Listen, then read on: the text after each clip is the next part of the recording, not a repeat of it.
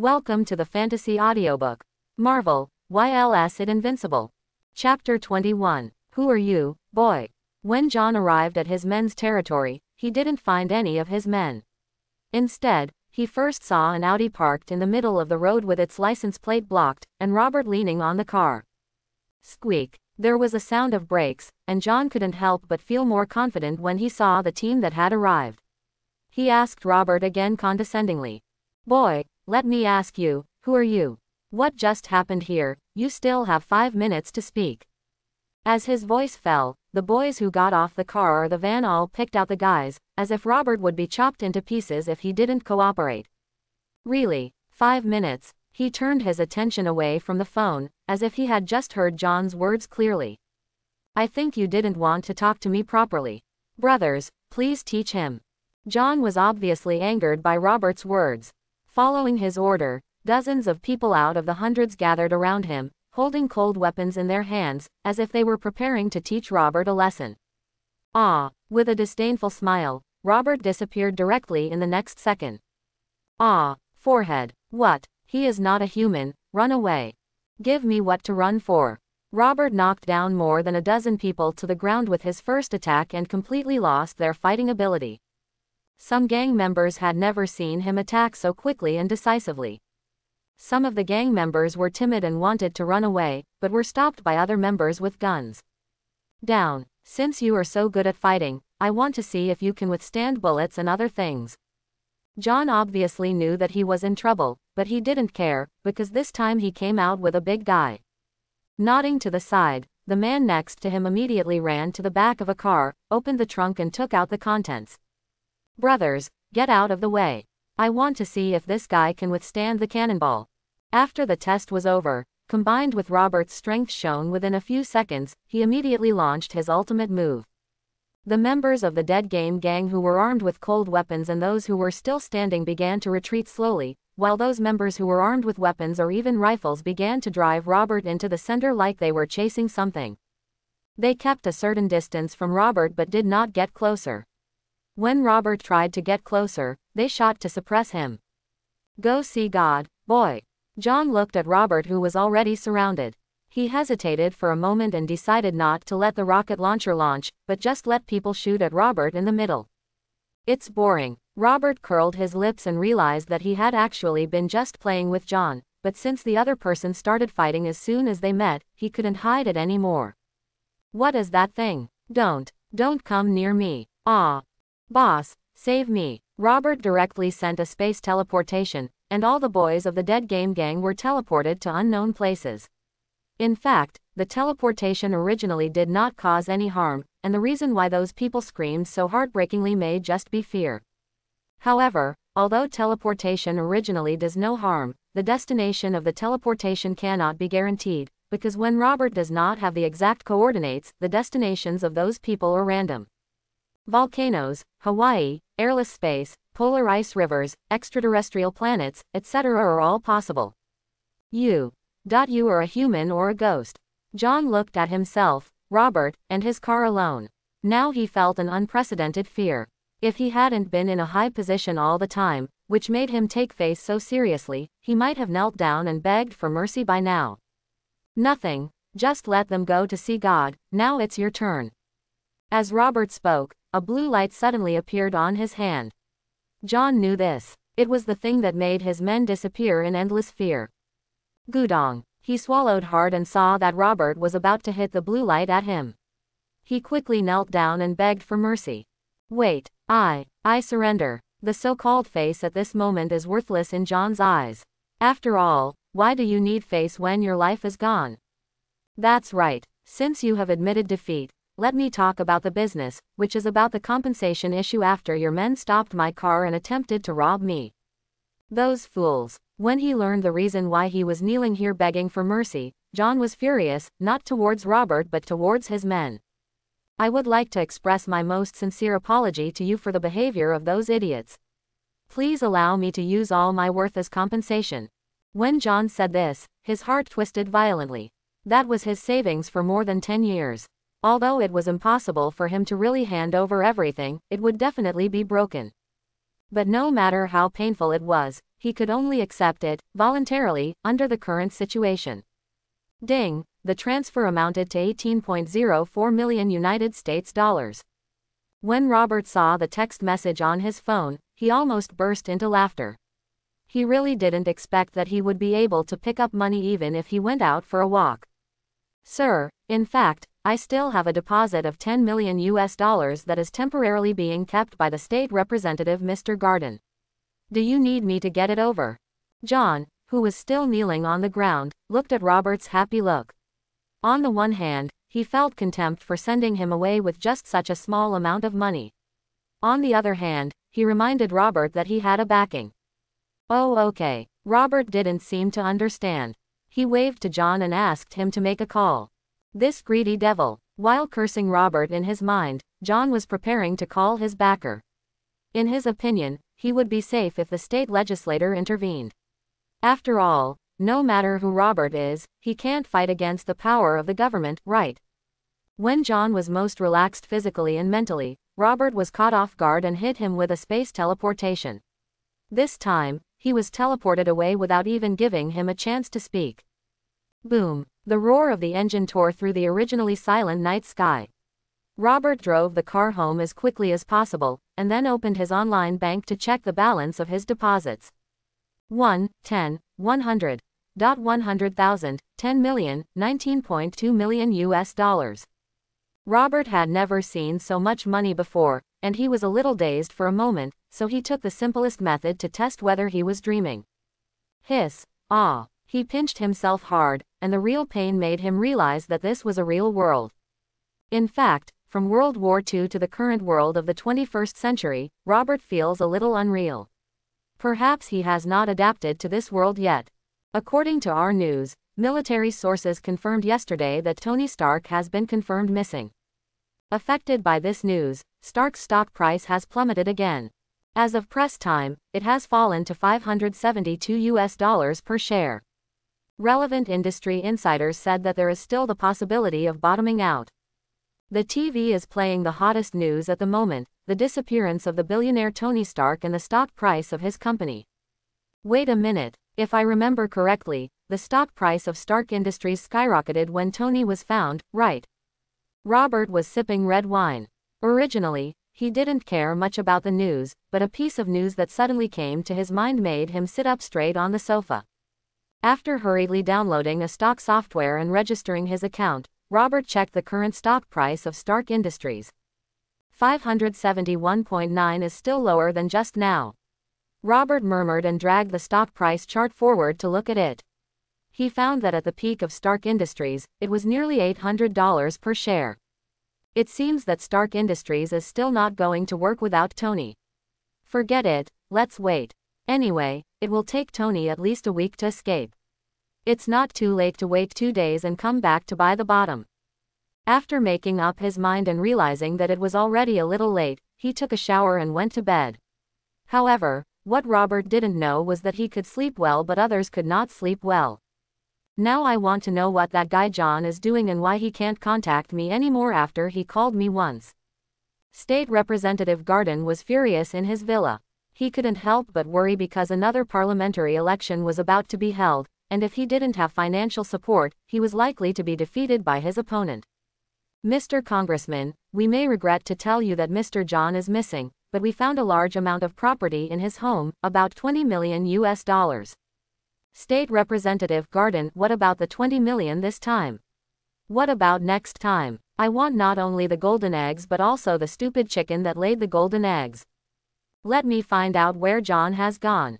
After roaring on the phone for a while, after hanging up the phone, Garden panted and looked out the window. As the chicken that laid the golden eggs, John's disappearance made Hardin very irritated. How long will it take to breed another chicken? Single quote. Hardin, who looked out the window, was of course not attracted by the dark scenery outside, but was thinking about whether it was time to raise another chicken. Although it is still unclear what happened, with his keen sense of smell over the years, Hardin is probably up to no good. Where am I? What is that on my chest? Tony, who had just woken up in the cave, looked at a few copper wires hanging from his chest and a thing similar to a black box connected to him, and he was confused. Calm down, man, that's a battery. If it weren't for it, you'd be dead right now. The sudden sound beside him made Tony quickly turn his head and look, seemingly seeing the confusion and slight hostility in Tony's eyes. The man explained. Don't look at me like that. I am the doctor who performed the surgery on you. In fact, you should thank me for being alive until now. Otherwise, the battery alone cannot save your life. Tony didn't completely believe what the other party said, because he remembered that he was clearly under the protection of a US military team before, but was suddenly attacked, and the moment before he fell into coma, it seemed. How come Stark Industries shells are in the hands of those people? Tony murmured to himself, and now he remembered that the shells that blew him up were the shells he made himself, and the original destination of those things was supposed to be in a US military warehouse, but the reality was that they appeared among terrorists on hand. You should ask yourself this question, Tony. Those are the weapons you made, but they were leaked out, and it seems there are quite a lot of them. Tony, they still have it. Outside the cave, Tony saw boxes after boxes, marked with Stark Industries labels. From light weapons to heavy firepower and artillery shells, it can be said that except for the latest research and development, this place has almost all categories of weapons from Stark Industries. You should have seen our strength. Now we want you to help make the kind of weapons you demonstrated to the US military. There was a doctor's translator on the side and Tony translated the terrorist's words, but he was arrogant and indifferent. All he saw now were the weapons he had made to maintain world peace. Are you willing to help us? Seeing that Tony didn't answer, the terrorist patiently asked again. At this time, Tony, who still had the airs of a billionaire, replied arrogantly, no. Give him some color and see. Following his command, Tony was dragged down, and they forced him into the water. The feeling was extremely uncomfortable, let alone for a pampered playboy. I cooperate. Finally, after going through countless tortures, Tony finally recognized the situation where man was the axe and I was the flesh, and finally chose to succumb. At this time, on the other side of the ocean in New York, USA, Robert was lying comfortably on the bed and dreaming about college. A few hours later. What, Uncle Robert, did I hear you right? You mean you are going to school? Did I hear you right, Uncle Robert? An incredible voice came from the other end of the phone, as if he heard something impossible. Yes, Dean, I'm so bored now. I feel like my body is getting rusty just lying around in the house every day. Sitting in the office of the US military base, Dean was silent for a while, and then he suddenly thought that the man he wanted to call uncle actually only lived for 18 years, because he spent the rest of the time sleeping in the ice. Okay, Uncle Robert, where do you want to go to school? After thinking about this, Dean was somewhat able to accept it. This request obviously had no problem with him, and it was just a surprise. Robert. Well, whatever, as long as the procedures are legal. Well, no problem, I'll help you get it done within 3 days. After saying a word of thanks, Robert fell down on the bed again. Last night he dreamed about his school days and suddenly felt nostalgic. After all, at that time he wanted money but not money, and appearance but not appearance. But now, Robert couldn't help but take out his mobile phone to check his balance. The number of nearly 20 million was his confidence, and the conclusion drawn by looking in the mirror countless times proved that his appearance was also online. It can be said that now he wants money, face, and even some power. In the United States, a country that serves capital, he can simply go sideways. I'm really looking forward to it. Lying in bed, Robert imagined the daydream that was about to come true. The happiness in life might be so simple and unpretentious. The next day Robert received a $1,000 subsidy from the government. Ding, the transfer amounted to 10 million. This is the benefit of having a backer. Looking at the text message displayed on his phone, Robert said to himself, if there is no help from Burns now or if he fails to become a general, then Robert's situation is still unclear. I opened the stock software and saw that since the so-called golden 72 hours of rescue were approaching and Tony was nowhere to be found, Stark's stock price plummeted again after the opening, almost to the edge of the limit.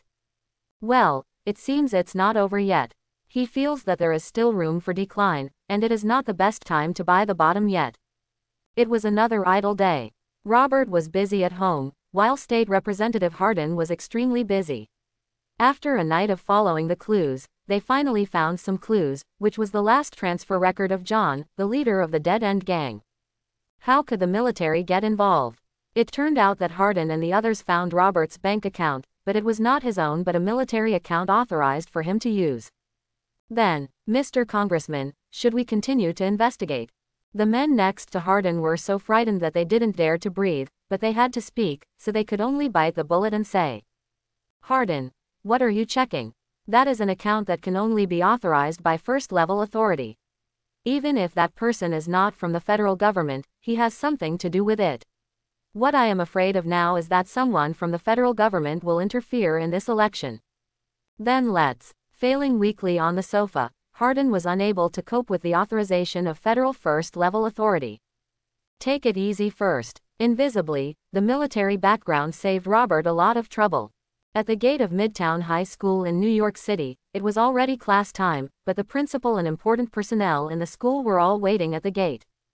"To be honest, Uncle Robert, I can actually let you enter one of the top universities in the United States immediately. There is no need to come to this middle school," Dean said to Robert while driving in the car. Obviously he didn't understand now. "Robert, there is a very interesting person in this school, Dean. Is my identity arranged?" Obviously Robert didn't want to reveal more about this matter, and Dean was wise enough not to ask any more questions, but just followed his words. "Yes, Uncle Robert. You are 17 years old as of yesterday. This is your proof of identity." As he spoke, he handed the things to Robert, who put them away smoothly. At this time, the car arrived at Zhongcheng High School. This is Midtown High School. Yes, Uncle Robert, if you are not satisfied, I can change it for you now. Come on, let's end this topic, okay? Come with me down first and take a look. The guys guarding outside seem to be here for you. Dean got off the bus first.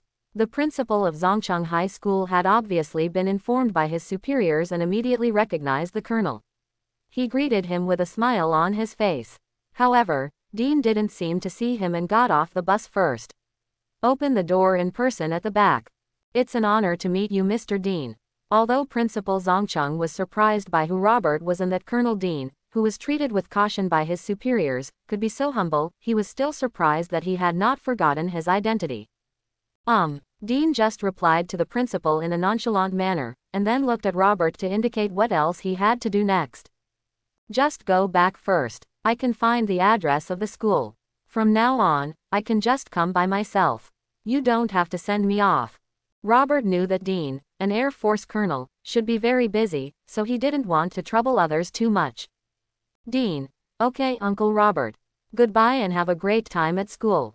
Dean originally wanted to call Uncle Robert, but when he saw Principal Zhongcheng standing next to him and a large group of people behind him, he hurriedly stopped talking. "You are the principal, right? I don't want to say anything else. Just work hard for 2 more years. Your old superior is retiring soon. I think you understand what I mean." Before leaving, Dean walked up to the principal of Zhongcheng. His vague words made the principal excited, and he nodded repeatedly. "Mr. Dean, I know what to do in the future." While they were talking, the school administrator had already taken Robert to the arranged class. "Robert is about to take you to the best class in our school. I believe its teaching will definitely satisfy you." The man kept talking next to him. Robert was interested in talking to him at first, but later he really didn't know what to say. Seeing that Robert didn't answer his questions, the school administrator, who had a position similar to that of a dean, felt slightly uncomfortable. "Okay students, let's turn to page 11 of the book. What we are going to study today is..." "Excuse me, Mr. Blaze, the new student in your class has arrived." On the podium, Blaze was about to teach a new class. He didn't expect to be interrupted at this time, but considering the identity of the visitor, he didn't choose to get angry.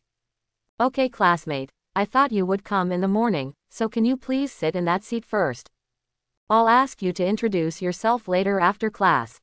Even though Blaze was slapped by the school administrator at the door, he still insisted on finishing the class as if he didn't see it. Hart Hall, the person whose status is second only to the principal in the school, is very dissatisfied with Blaze's reaction. You must know that the person next to him now may decide his future destiny with one sentence. Therefore, Hart would never allow Robert to be dissatisfied at all when he led him. He was about to have a good talk with Mr. Blaze, but he didn't want Robert to stop him, and then naturally return to good teacher. Following the guidance, Robert came to the seat indicated by Blaze and sat down. Then when he saw that the person who brought him to the door was still standing there stupidly, he couldn't help but give him a look. Hart was able to reach this position at the age of 40 just by relying on his own efforts. It is obvious that besides ability, he is also proficient in some other things, one of which is reading other people's minds. It turns out that this young master wants to pretend to be an ordinary person. Hart understood immediately and quickly closed the door and turned around to let Robert have fun. Okay, it seems that the irrelevant person is gone, so now let's continue the class. Please turn to page 11.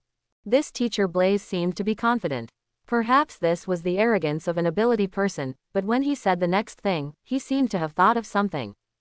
Oh, this new classmate, if you don't have a book yet, you can read one with the classmates around you. I will help you ask after class.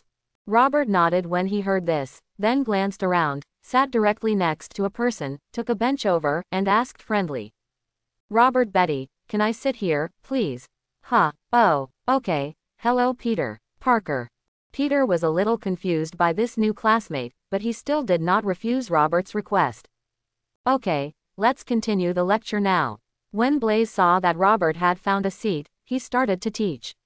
He explained various formula questions passionately on the stage, while Robert, who was sitting below, felt as if he was being attacked by time magic. Because at this moment, he felt that time passed extremely long. Ring ring. As the hurried bell rang, Robert felt as if he had been saved. To be honest, it was a kind of torture if he couldn't understand the math class. Okay, class is over, let's invite the new students to the stage to introduce themselves as we just said. Everyone is welcome. There was sparse applause. Except for Peter, who was reading the same book with him just now, few people were applauding seriously. Idiot. The tall young man sitting in the middle seat saw Peter in the back row applauding seriously and cursed mockingly. Although the sound was not loud, many people around him heard it, including Robert. I'm sorry, this classmate, it seemed to me that you were scolding someone just now. Could you please tell me who you were scolding? Robert happened to walk next to the tall young man, who looked harmless with a smile on his face. Seeing that everyone's eyes were attracted here, Fresh was being asked in such a condescending manner, at least that's what he thought. Fresh doesn't want to lose face, especially in front of your girlfriend Mary next to you. I looked at Robert. Although he was tall, he was a little thin and seemed not to be aggressive. What I'm saying is that the idiot behind you who is applauding crazily for you is an idiot, do you hear me clearly? Fresh, who was used to bullying the weak, no longer paid attention to Robert, who looked harmless. He stood up and the muscles on his arms seemed to give him confidence. He looked directly into Robert's eyes and said arrogantly, Fresh, what do you want to do? Sit back in your seat. Robert first looked in the direction of Peter. He seemed to be so used to being bullied that he didn't even dare to raise his head. The one who spoke was the teacher Blaze. He was mainly afraid that Robert would be badly affected by being beaten. Snapped. Didn't your adults teach you to speak well? A crisp slap resounded in the classroom, and Robert said to Fresh, whose right face was instantly swollen. Oh my God, how dare he do this to Fresh? Hey, kid, what do you want to do? Fight. There was chaos at the scene. Fresh's friends all stood up when they saw their brother being beaten. All three of them were muscular men. I'm going to kill you. At this time, Fresh, who thought he was embarrassed, also came to his senses.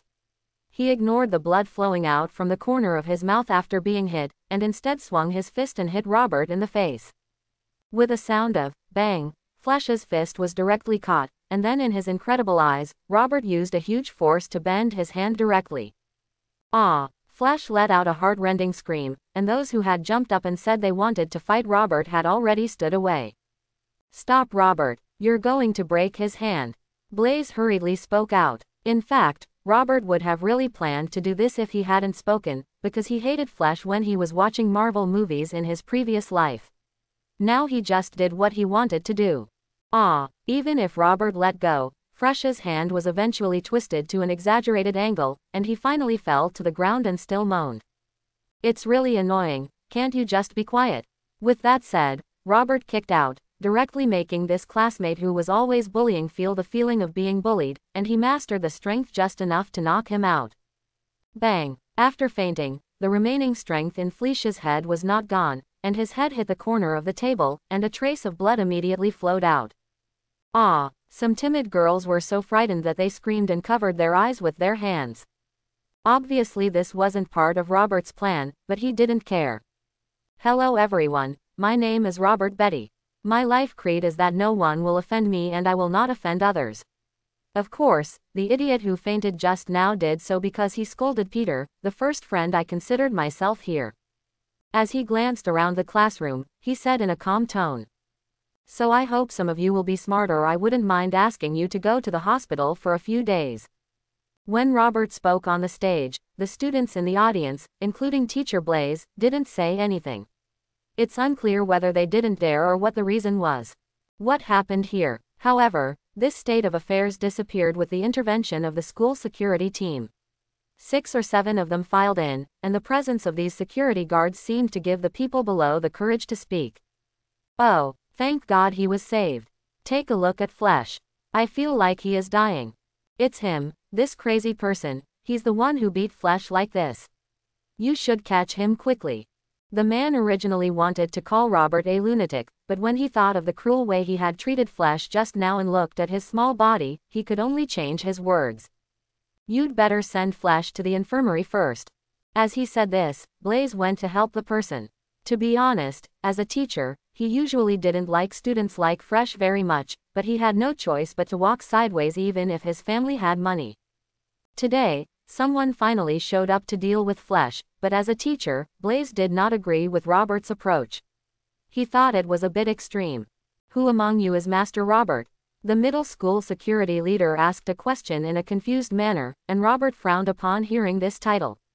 If you're talking about Robert, I'll give it to you, but if you're talking about young Master, then I'm sorry, I'm not the person you're looking for. The security didn't care about Robert's words. He only needed to determine who Robert was. As for the title, he could be very flexible. So Mr. Robert, how do you think this matter should be handled now? When the security asked this question, everyone at the scene was stunned. They couldn't imagine how the security, who was supposed to punish the bad guys, started to listen to the bad guys. Pull him down and let their parents pick it up. Why do I have to pay for his medical expenses? Ha ha. You were joking. The security guard smiled awkwardly and then lifted up the unconscious Fleisch and walked out the door. Someone even wiped away the blood dripping from him. Jingle bell. The class bell rang again. Even though the scene just now was shocking, Blaze could only continue teaching when there was no notice of class suspension. You actually don't have to do this for me. Fleisch is a man who takes revenge. I think we will be in trouble in the future. As soon as he returned to his previous position under the fearful eyes of everyone, Peter came over and said. As for Robert, he said that his favorable impression of him has greatly increased. After all, not everyone can choose to stand on the seemingly disadvantaged side when things are still unclear. Normal people's thinking should be to distance themselves from the relationship. It's okay, trust me Peter, I never do anything I'm not sure about. Seeing that Robert was so confident, Peter didn't say anything more, but turned around and started studying seriously, and he also carefully discovered that the new friend next to him seemed to not understand how to do some questions. Looking at the sleepy Robert, Peter mustered up the courage and said, "How about I teach you? Anyway, idle time is idle, and Robert happens to be passing the time, so he might as well learn something." With this mentality, Robert starts to study seriously with Peter.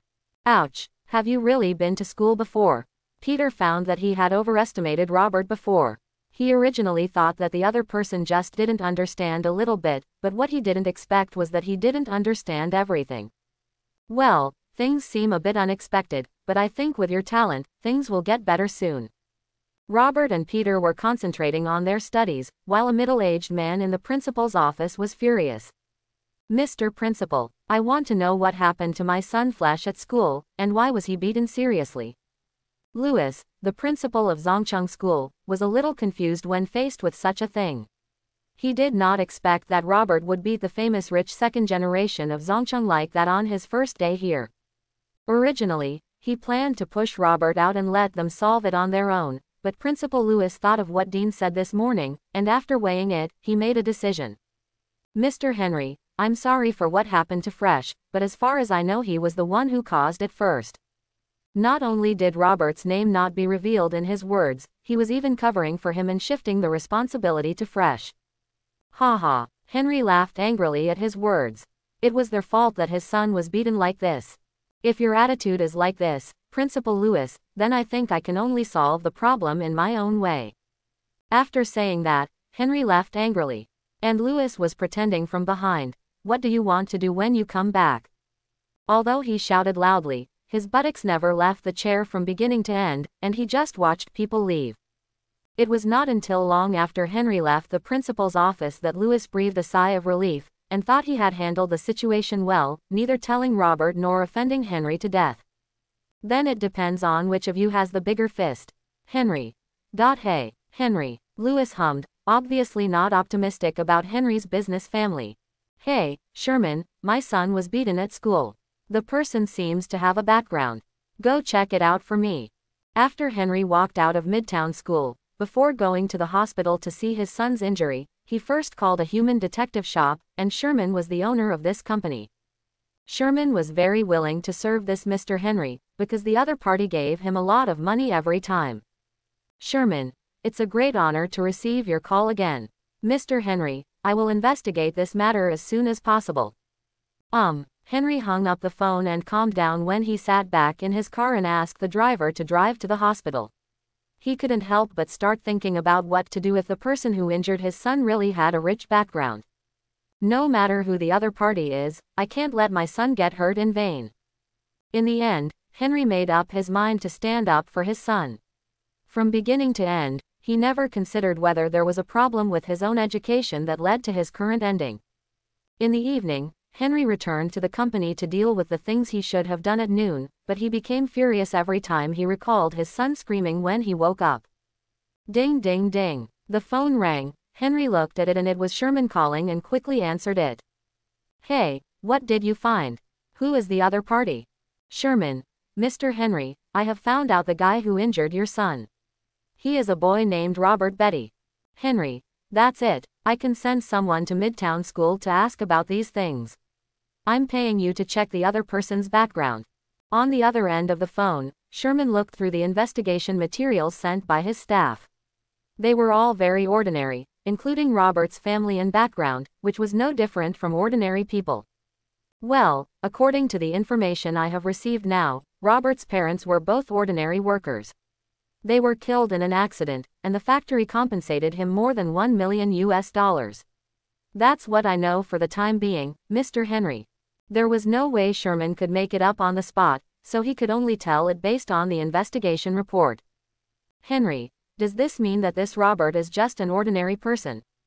Sherman, it looks like this, Mr. Henry.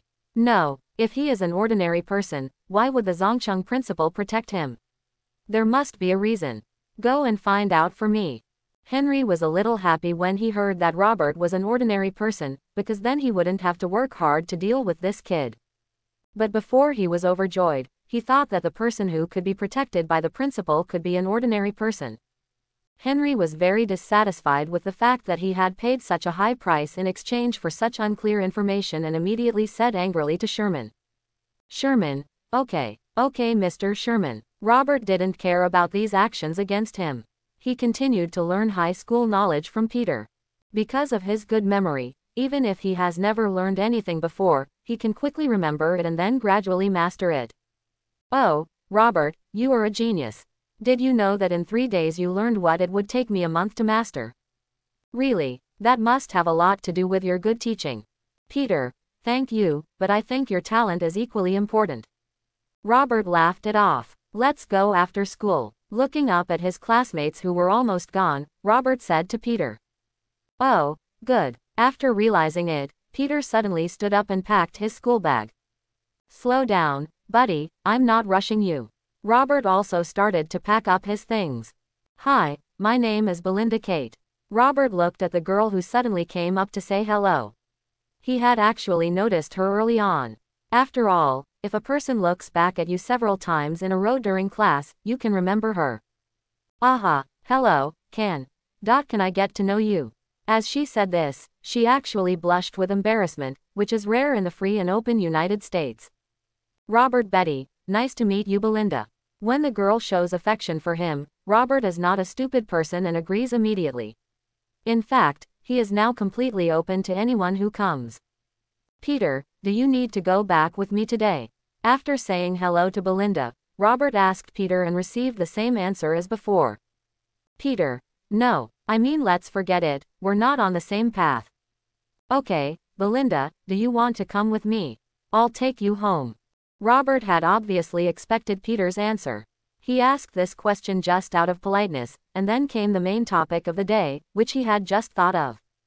Is this your car? Robert's Audi was parked in the exclusive parking space for school teaching staff, and no one said anything. Well, how about it, not bad. Robert felt an indescribable feeling about Belinda's surprise. Perhaps this was the pleasure of pretending to be inferior in front of the opposite gender, especially when the other person was a beautiful member of the opposite gender. So Belinda, where do you live? Queens, it's a bit dirty. If you think it will be troublesome, you can take me to the subway station nearby. I can go home by myself. Belinda seemed a little embarrassed when she mentioned her address, which made Robert a little confused. Dirty, messy, what does the literal meaning mean? Is there any chaotic place in New York besides Brooklyn? Do you think it's polite to dump a girl in a dangerous place and let her go back alone? Although he didn't know the prestige of Queens, this did not prevent Robert from giving it a dangerous name. However, what he didn't expect was that he was right. Belinda, thank you, Robert. She was still a little embarrassed in the passenger seat, as if she wasn't the one who came to chat with Robert alone in the classroom. Robert didn't care whether Belinda was pretending or not, he didn't care about it anyway. After starting the vehicle, Robert put his right hand into gear. Then for some unknown reason, he subconsciously moved his hand and placed it on his lap.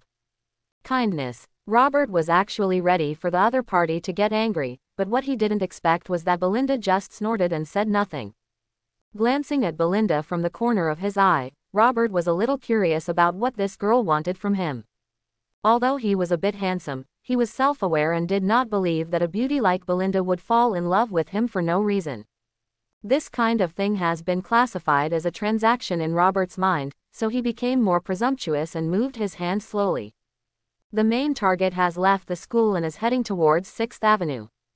Just when Robert was doing whatever he wanted to the girl in his car, little did he know that he himself had been targeted. Follow him. Find the right moment and hit me right away.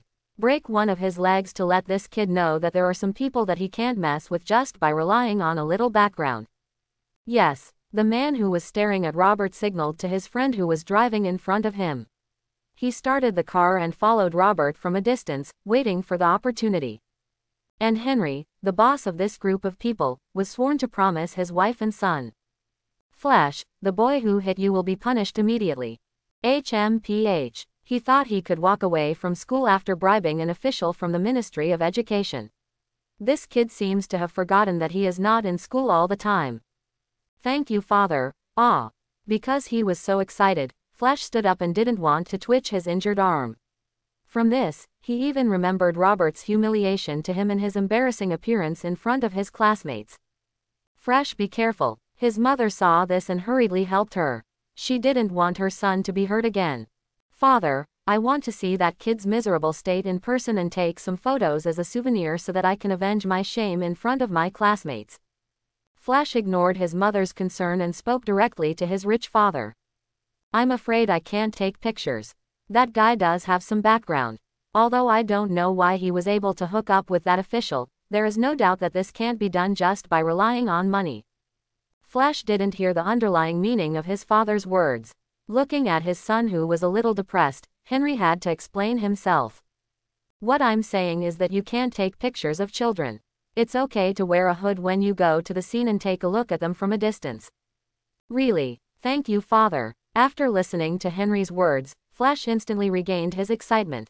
Now he seems to have seen the situation where the great revenge will be avenged. After agreeing to his son, Henry left the room with a smile on his face and called the private detective. Beep. Hello, Mr. Henry. The call was answered instantly. This person was Sherman, the president of the Needle Society. Originally, he was only engaged in detective business, but Henry gave him too much, and Sherman felt that there was no danger in this operation, so he willing to take on work other than research. Where are your positions? My son wants to go over and see with his own eyes what his enemy looks like when he is beaten. Henry's words undoubtedly made Sherman's job more difficult, but when he thought of the $200,000 deposit lying quietly in his account, and the subsequent $500,000 balance payment, Sherman still chose to accept it with all his heart. Okay, Mr. Henry, we are following the target now. The place he is going to is initially judged to be in Queens. I think Master Fresh needs to hurry up, because after arriving in Queens, it will be the perfect time to take action. You all have to wait. After leaving only these words, Henry returned to the house again and said to his son who was getting dressed, "You don't have to be in such a hurry, they will wait for you to appear before starting the performance." In front of his son, Henry has always been a loving father, even a little doting. Humph, this old thing. Sherman, who was following Robert in the car, threw the phone aside. He swore that if it weren't for the hundreds of thousands of dollars, he would have stopped serving him. It's okay to be angry, but Sherman must unconditionally implement the boss's request, unless he has trouble with money. What you need to know is that there are not many such people in the United States, and of course Sherman is not one of them. Notify me, and if the time comes, I will rush over and control the target. Don't move until I give you an order. Through the walkie-talkie, Sherman notified the brothers who were changing cars behind him, lest they do anything without permission and ruin his plan. Robert, who was driving in front, was completely unaware that someone was following him from behind. He was too busy thinking about it now and had no time to do it. In fact, even if he found out that he was being followed, he would not be afraid at all. After all, the German Nazis could not scare him, let alone the little gangsters who dance happily in peacetime. Putting his hand on the lap of Belina, the passenger, Robert saw that she had no reaction for a long time and realized that this girl's purpose might not be simple. Gee. There was a sound of brakes, and Robert drifted into a passing alley. Being quite self-aware, he would not think that Belinda allowed him to do what she did just because he was handsome. Although he looks a little handsome when he looks in the mirror, he is definitely not so handsome that a pretty girl would throw him into his arms as soon as he met him. Did the target find anything? You follow car number 2 and take a look. Sherman, who was following Robert, obviously couldn't understand his sudden move into the alley. The only explanation now was that he should have discovered something. I don't know if Boss Target found anything, but I think it doesn't matter anymore. What he drove into was a dead end. The voice of the number 2 driver's subordinate sounded on the intercom. Sherman still didn't know what Robert wanted to do, but now he was not panicking at all. Keep an eye on him, and we'll take action when Master Flesh comes. Since the other party went to his own death and saved Sherman a lot of trouble, the only thing he had to do now was just to watch Robert and wait for the two audiences, Henry and Flesh, to come before he could start performing. Mr. Henry, the area I am currently in is the 7th Avenue of the Queens District. The target has been controlled by us in an alley. Now we are waiting for you and the young master. Do you need me to pick you up?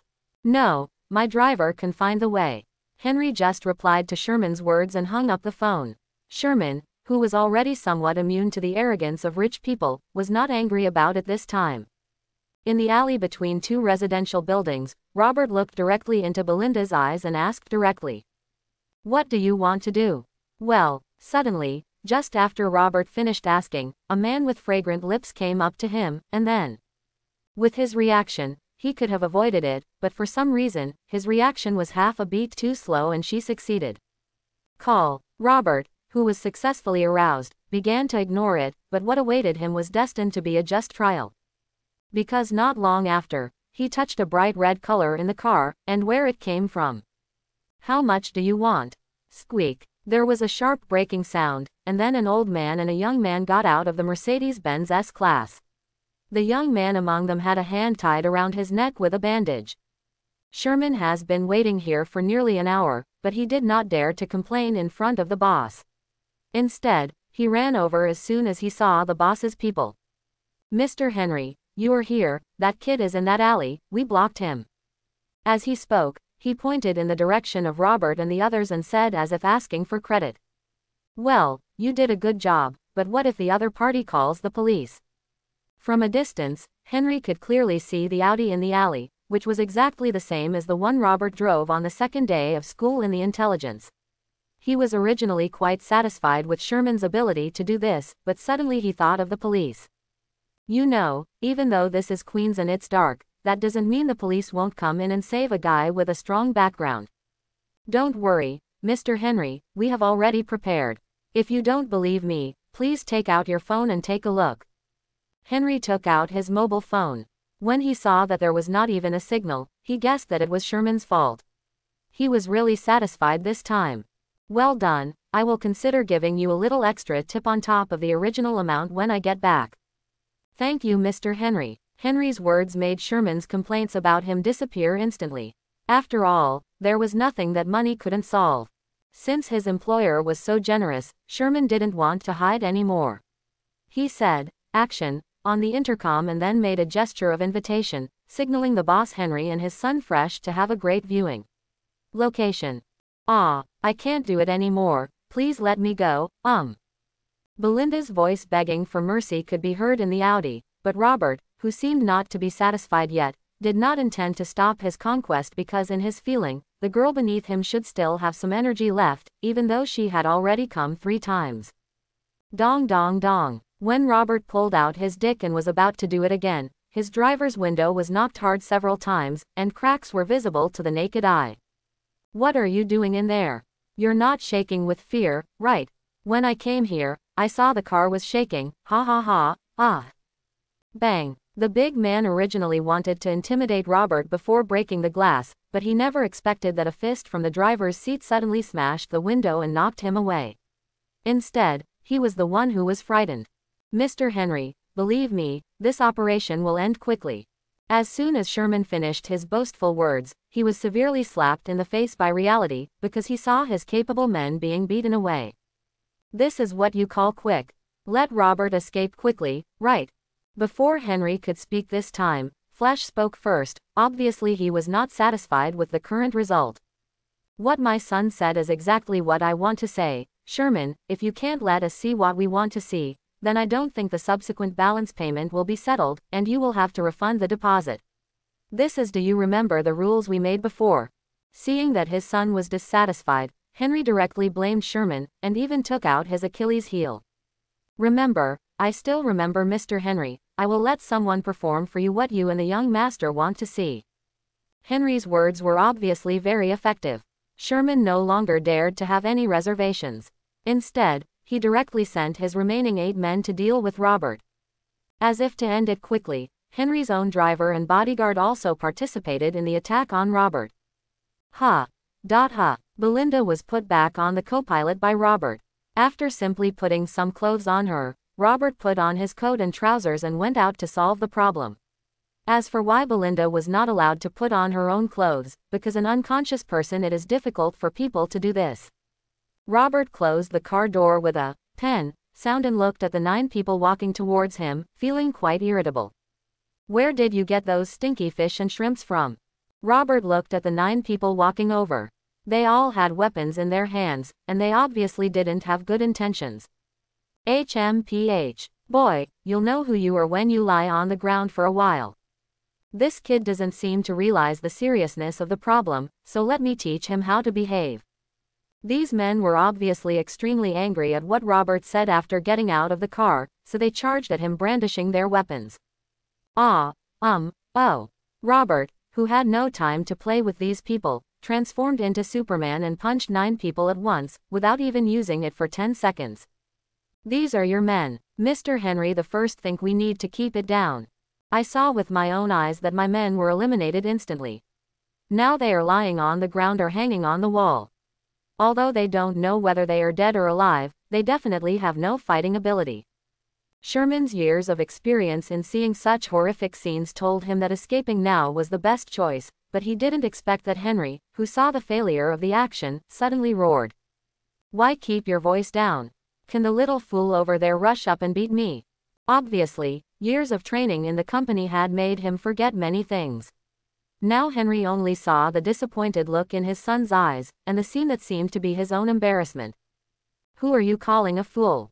With a pop, Henry was slapped and flew away, and his face quickly began to swell. "Don't hit me, I'm innocent, Sherman wanted to explain something to Robert, but he just ignored him and punched him unconscious.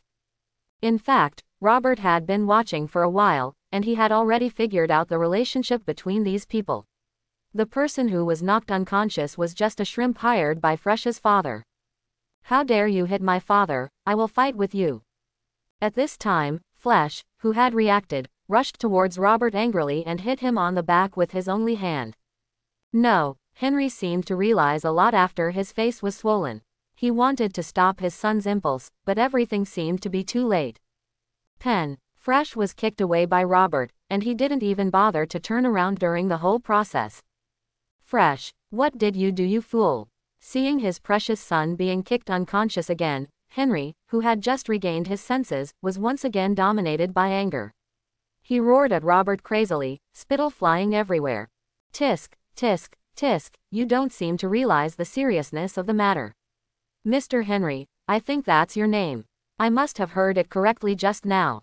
While talking, Robert groped around the unconscious Sherman until he found something on him, a pistol. Click. Robert opened the gun safety skillfully, and after confirming that the bullet was correct, Robert pointed the gun at Henry. "So now do you understand the situation? Gudong." The dark muzzle of the gun was pointed at him, and Henry even felt that he could see clearly the appearance of the barrel for a moment, and there was a golden bullet in it. "I don't believe you dare to drive."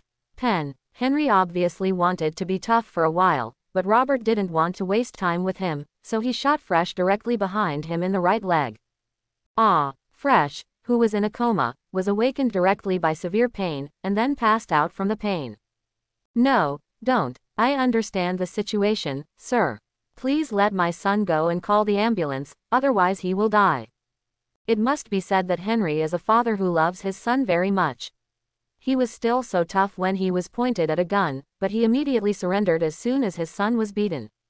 "Henry, I also want to help you, but your people just broke my car window. What do you think we should do about this?"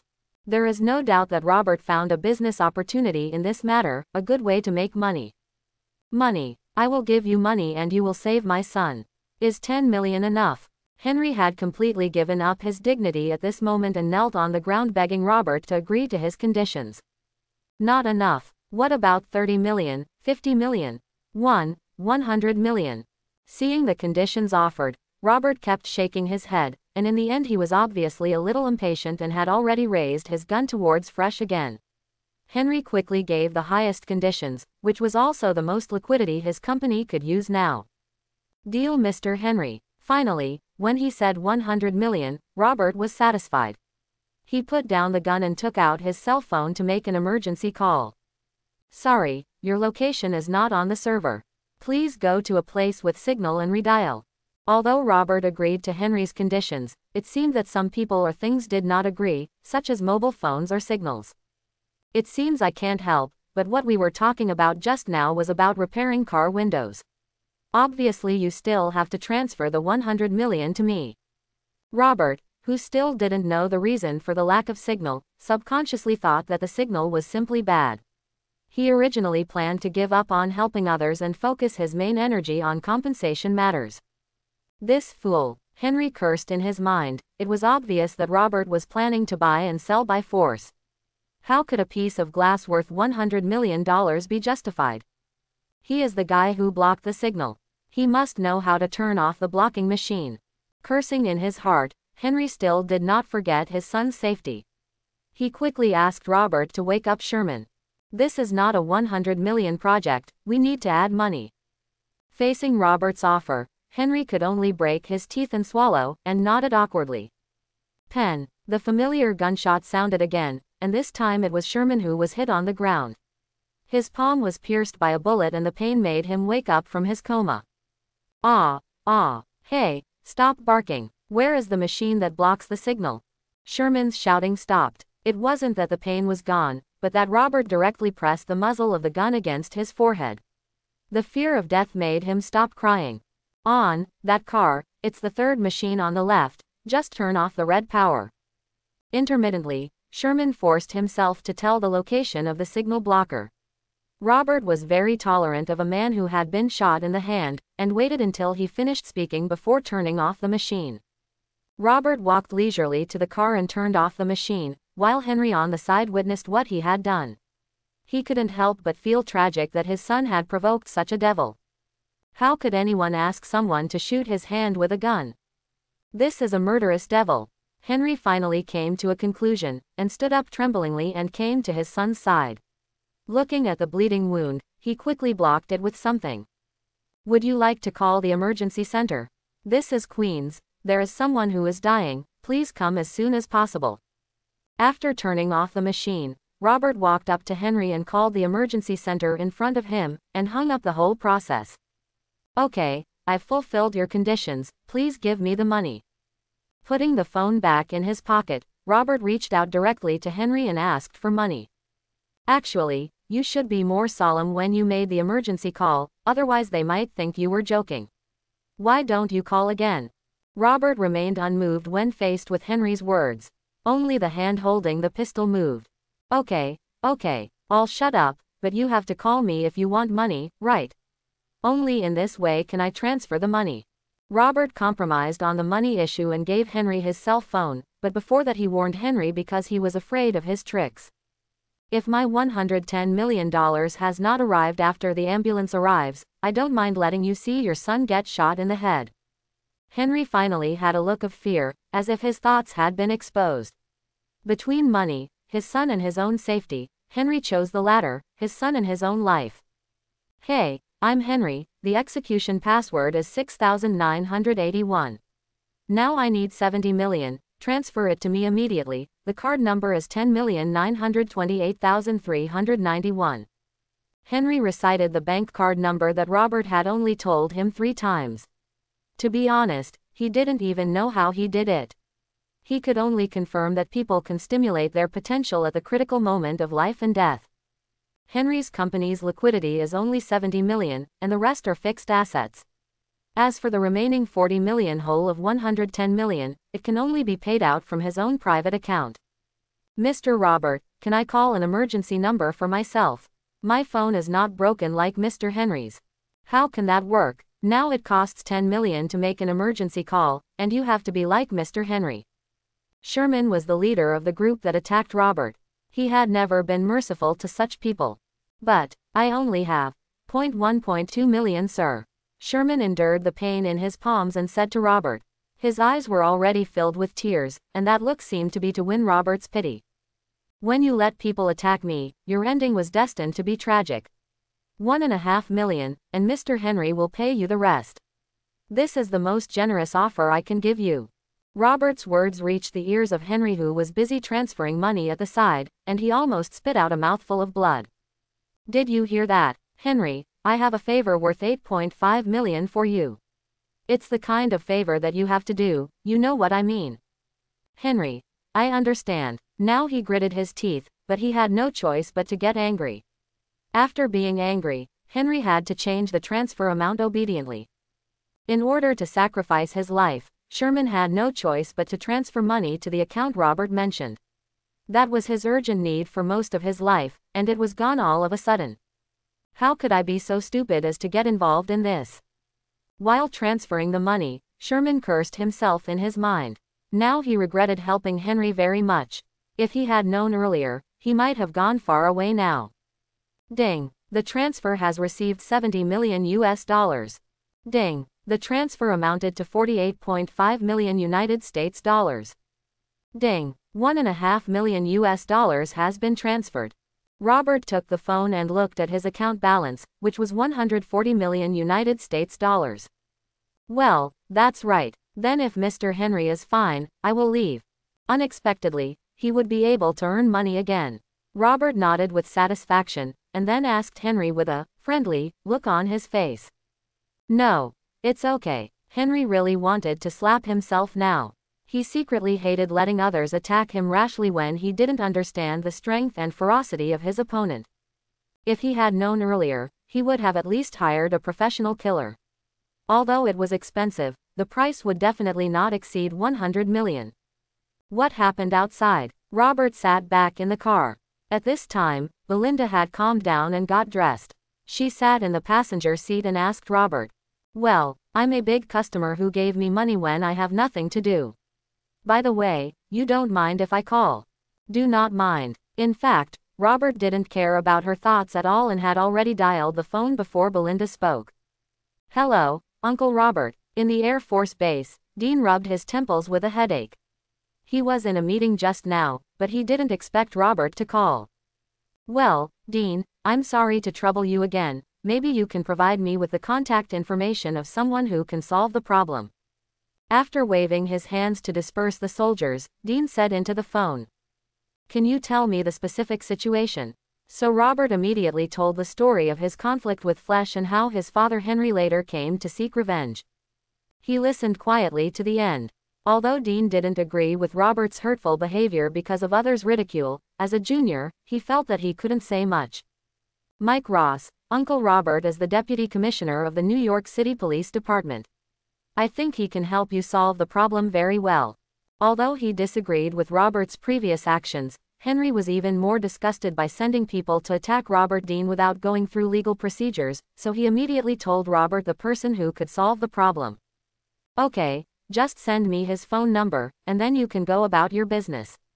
Robert felt a little embarrassed when he thought about how often he troubled others. "It's okay. Did this happen to you in Queens?" "Kindness. Let me contact Mike first this time. By the way, if you run into trouble again, just call him directly." "Okay, thanks Dean." After hanging up the phone, Robert started the car again. Although he didn't turn on the speakerphone when talking to Dean just now, he didn't avoid it. Robert didn't know how much Belinda heard next to her, but he didn't care. "Then what are your conditions?" "Belinda, that's your name, right?" While talking, Robert put his hand on Belinda's leg again. In fact, he was not fully enjoying it just now, but now that the car window is broken and there is no private message at all, Robert is not interested anymore. But some small actions are still indispensable. Belinda groaned out of discomfort or comfort, and then she revealed her conditions when Robert tightened his grip. "Can you lend me $100,000? Reason." Robert, who was driving, subconsciously retracted his mischievous hand after hearing this condition. It is said that if he hadn't made a lot of money just now, he might have refused directly after hearing the condition of $100,000. "My mother has leukemia and now she urgently needs this money." Belinda bit her lower lip and looked at Robert pitifully. Originally, when her mother was sick and her father did nothing, she was ready to drop out of school and go to the bar to make so-called quick money, but Robert's appearance made her think again. A glimmer of hope arose. Because classmates said that Robert dared to hit the rich second-generation Flesh and nothing happened after that, which only proves that he is richer than Flesh. Originally he was thinking of seeing if he could bargain with the price, but the reasons Belinda gave made him not know how to refuse, and it was also his first time. When Robert's eyes met Belinda's blue eyes, the faint crystal mist defeated him. Okay, what's your card number?" Ding, the transfer was successful. The balance is reduced by 100,000 United States dollars. Taking money out of his account for the first time, Robert couldn't help but feel a little melancholy for a moment. "We're here, get off the car. Today, just pretend that nothing happened to us, understand?"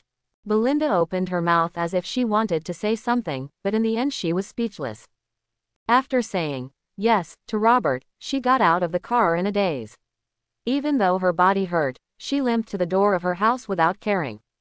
Robert was sitting in the car and saw the girl's movements, but he didn't know why he didn't get out of the car to help her, but planned to leave after seeing her walk away. "I will pay you back." Before Robert could drive very far, Belinda suddenly shouted from behind. After returning home, Robert skillfully opened the stock software and checked Stark's stock. It was 381 United States dollars per share. The stock price had more than halved in just 3 days. I have to say that after losing Tony Stark, Stark Company has completely lost its soul, and everyone seems to be starting to look down on him. It's almost time to end tomorrow. Looking at the gradually flattening stock price trend, Robert estimated that the bottom has almost reached the bottom.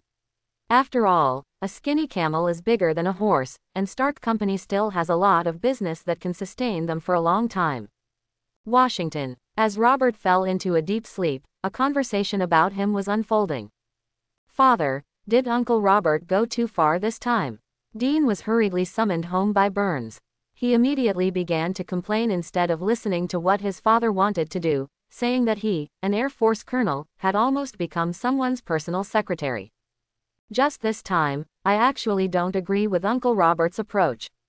And after talking about what Robert did today and the causes and consequences he learned, Dean expressed his own evaluation of the matter. Well, are you finished? Burns seemed a little sleepy. He almost fell asleep when his son was talking.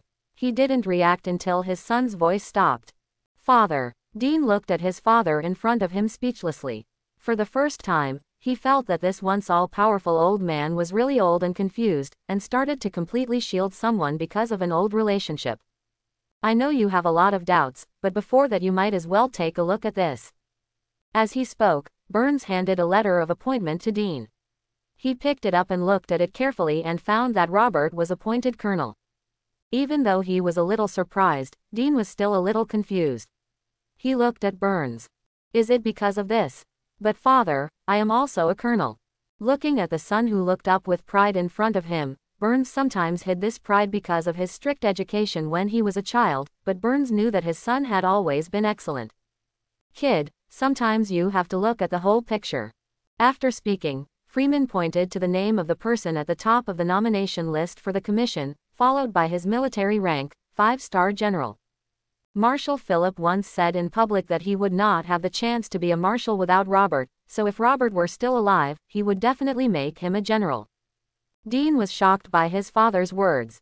He knew Marshal Phillip, but had never heard of him saying these words.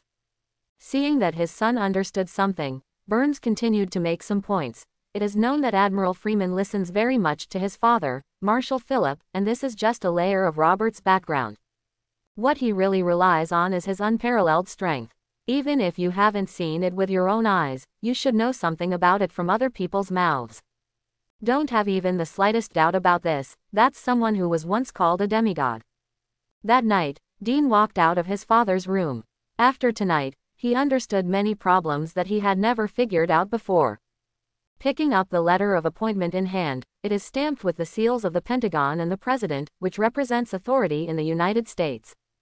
Although only the military rank did not specify which army he could command, Dean had no doubt that with Robert's profound background, he could immediately obtain the command of a division if he wanted to. Looks like I have to go there in person tomorrow morning. After his father's explanation, Dean changed his attitude towards Robert.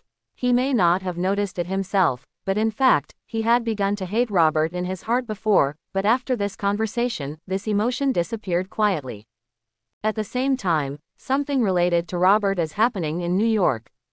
Boss, our factory was sealed by the government. They said we had dangerous goods.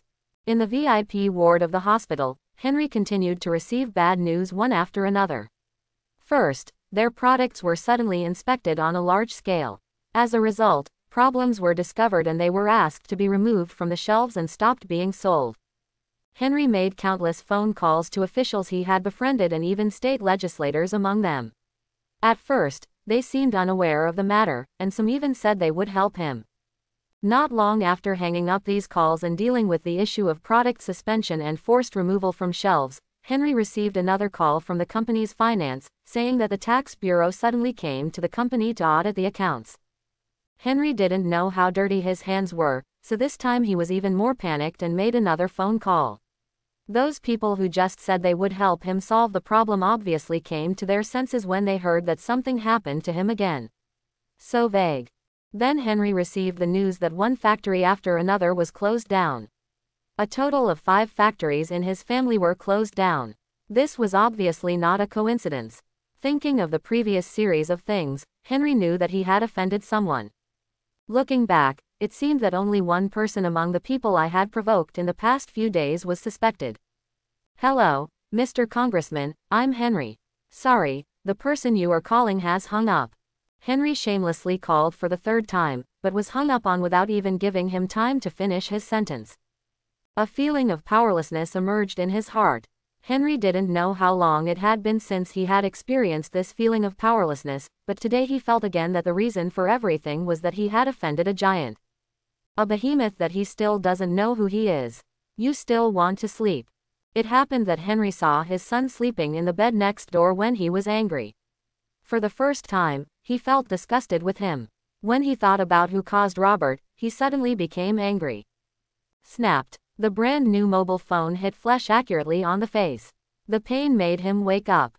When he saw the person who hit him clearly, he was in disbelief and asked with a little grievance. "Father, what are you doing? Henry, why did you hit your son? His leg is still injured." Henry's fall directly caused his son and wife to look at him, but Henry, who felt that he had lost everything, didn't bother to care about it. "It's your precious son. He insists on messing with that fool. Robert, now we can't afford to mess with him at all. They just sent people to close my company and prepare to sleep on the street from now on." Henry almost roared after finishing the call. His face turned red and he was already on the verge of losing his mind. What should we do then? How about letting Flesh go apologize to him and let our family go? Fresh's mother, who had just felt sorry for her son, now heard that she could no longer live a luxurious life. She no longer cared about her son, and instead sought medical attention due to his illness. Yes, what a good idea. Let's go apologize and leave Flesh. As if a drowning man was grabbing the last straw, Henry jumped up and quickly got out of bed.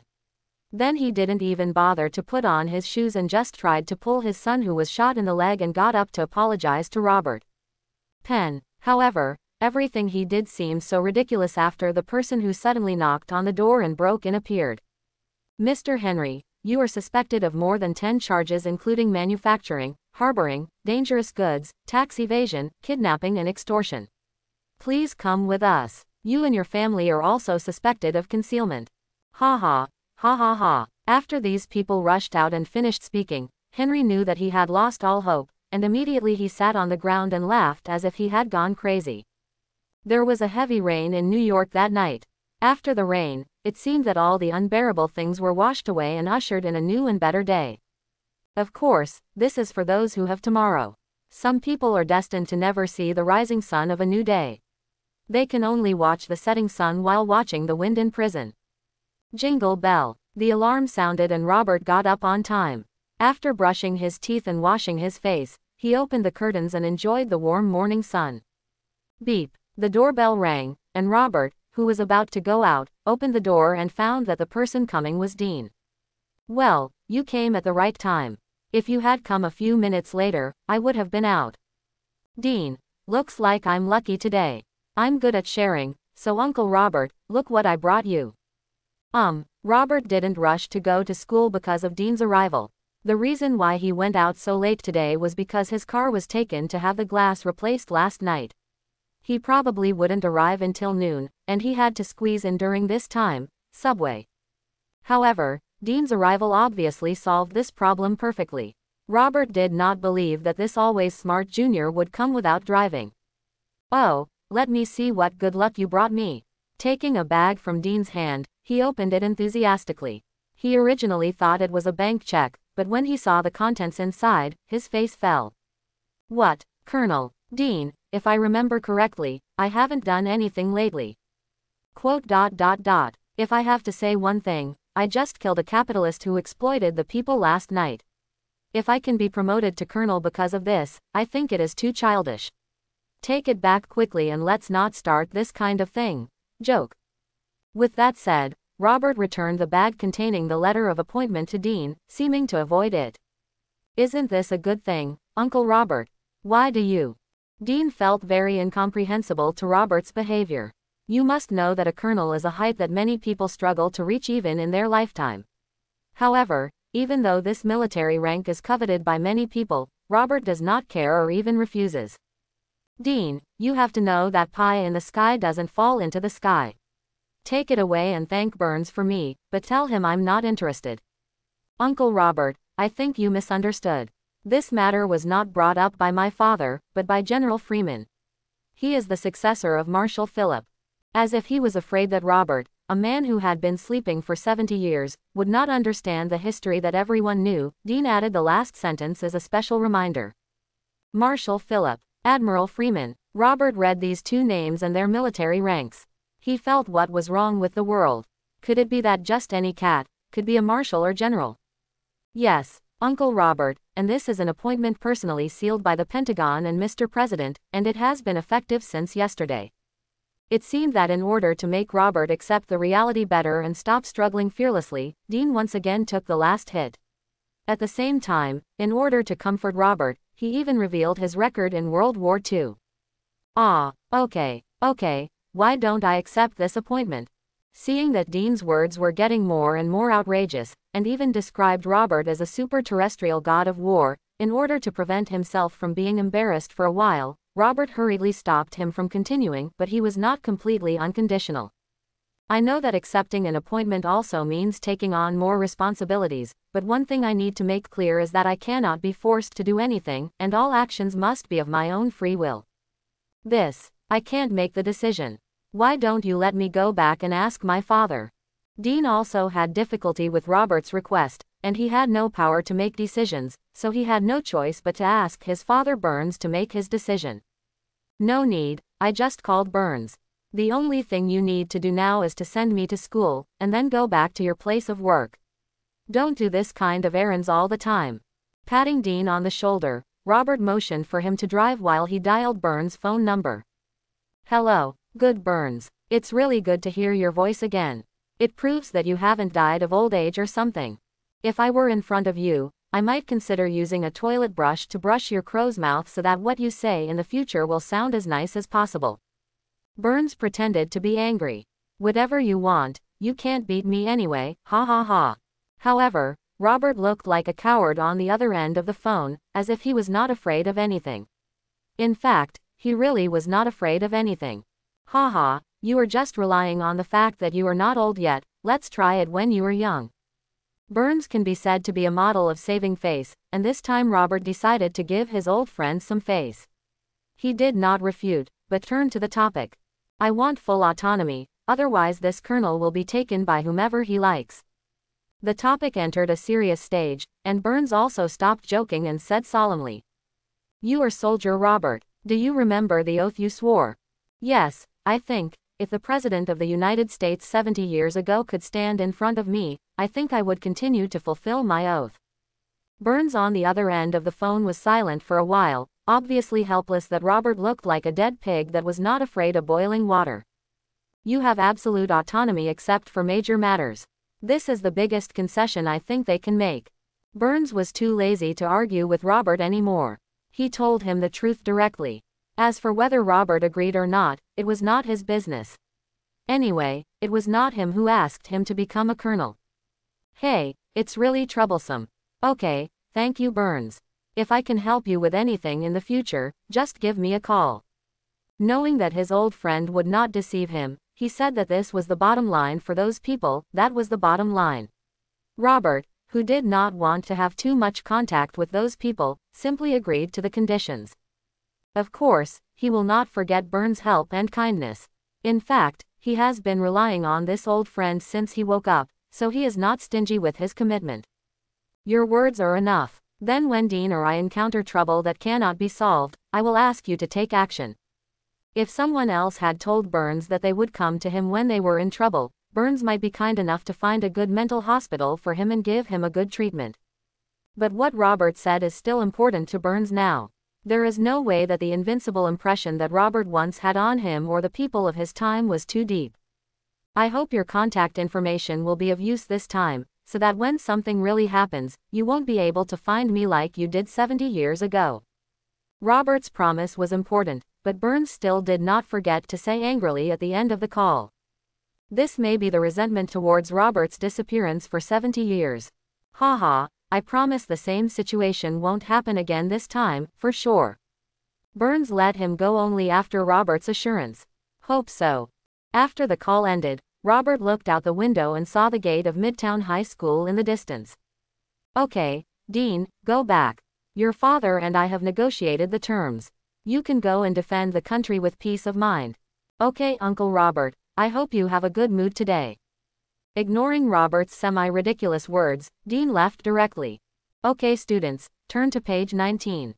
By the time Robert came to the class unhurriedly, it had already been in class for more than 20 minutes, but whether it was the supervisor who was patrolling the late students on the road or the math teacher Blaze on the podium, they all seemed to have colluded.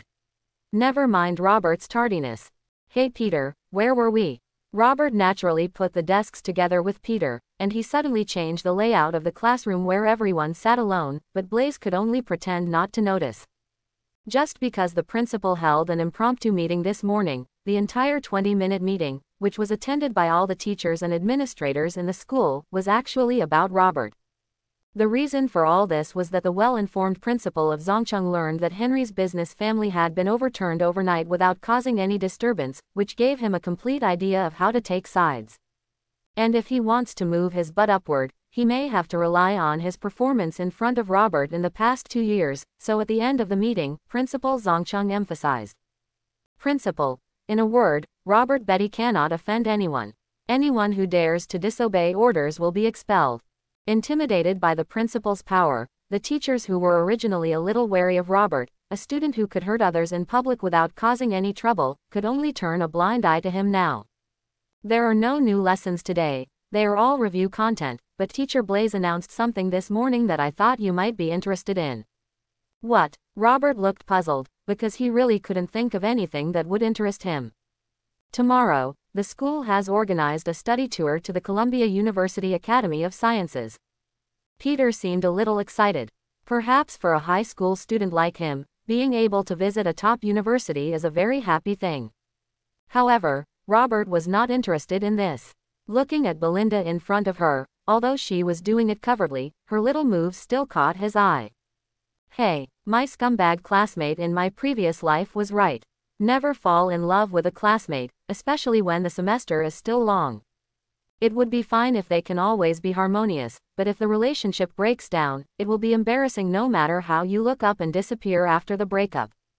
Besides, Robert hasn't fallen in love yet, but let's study instead of boring topics. Peter. Okay.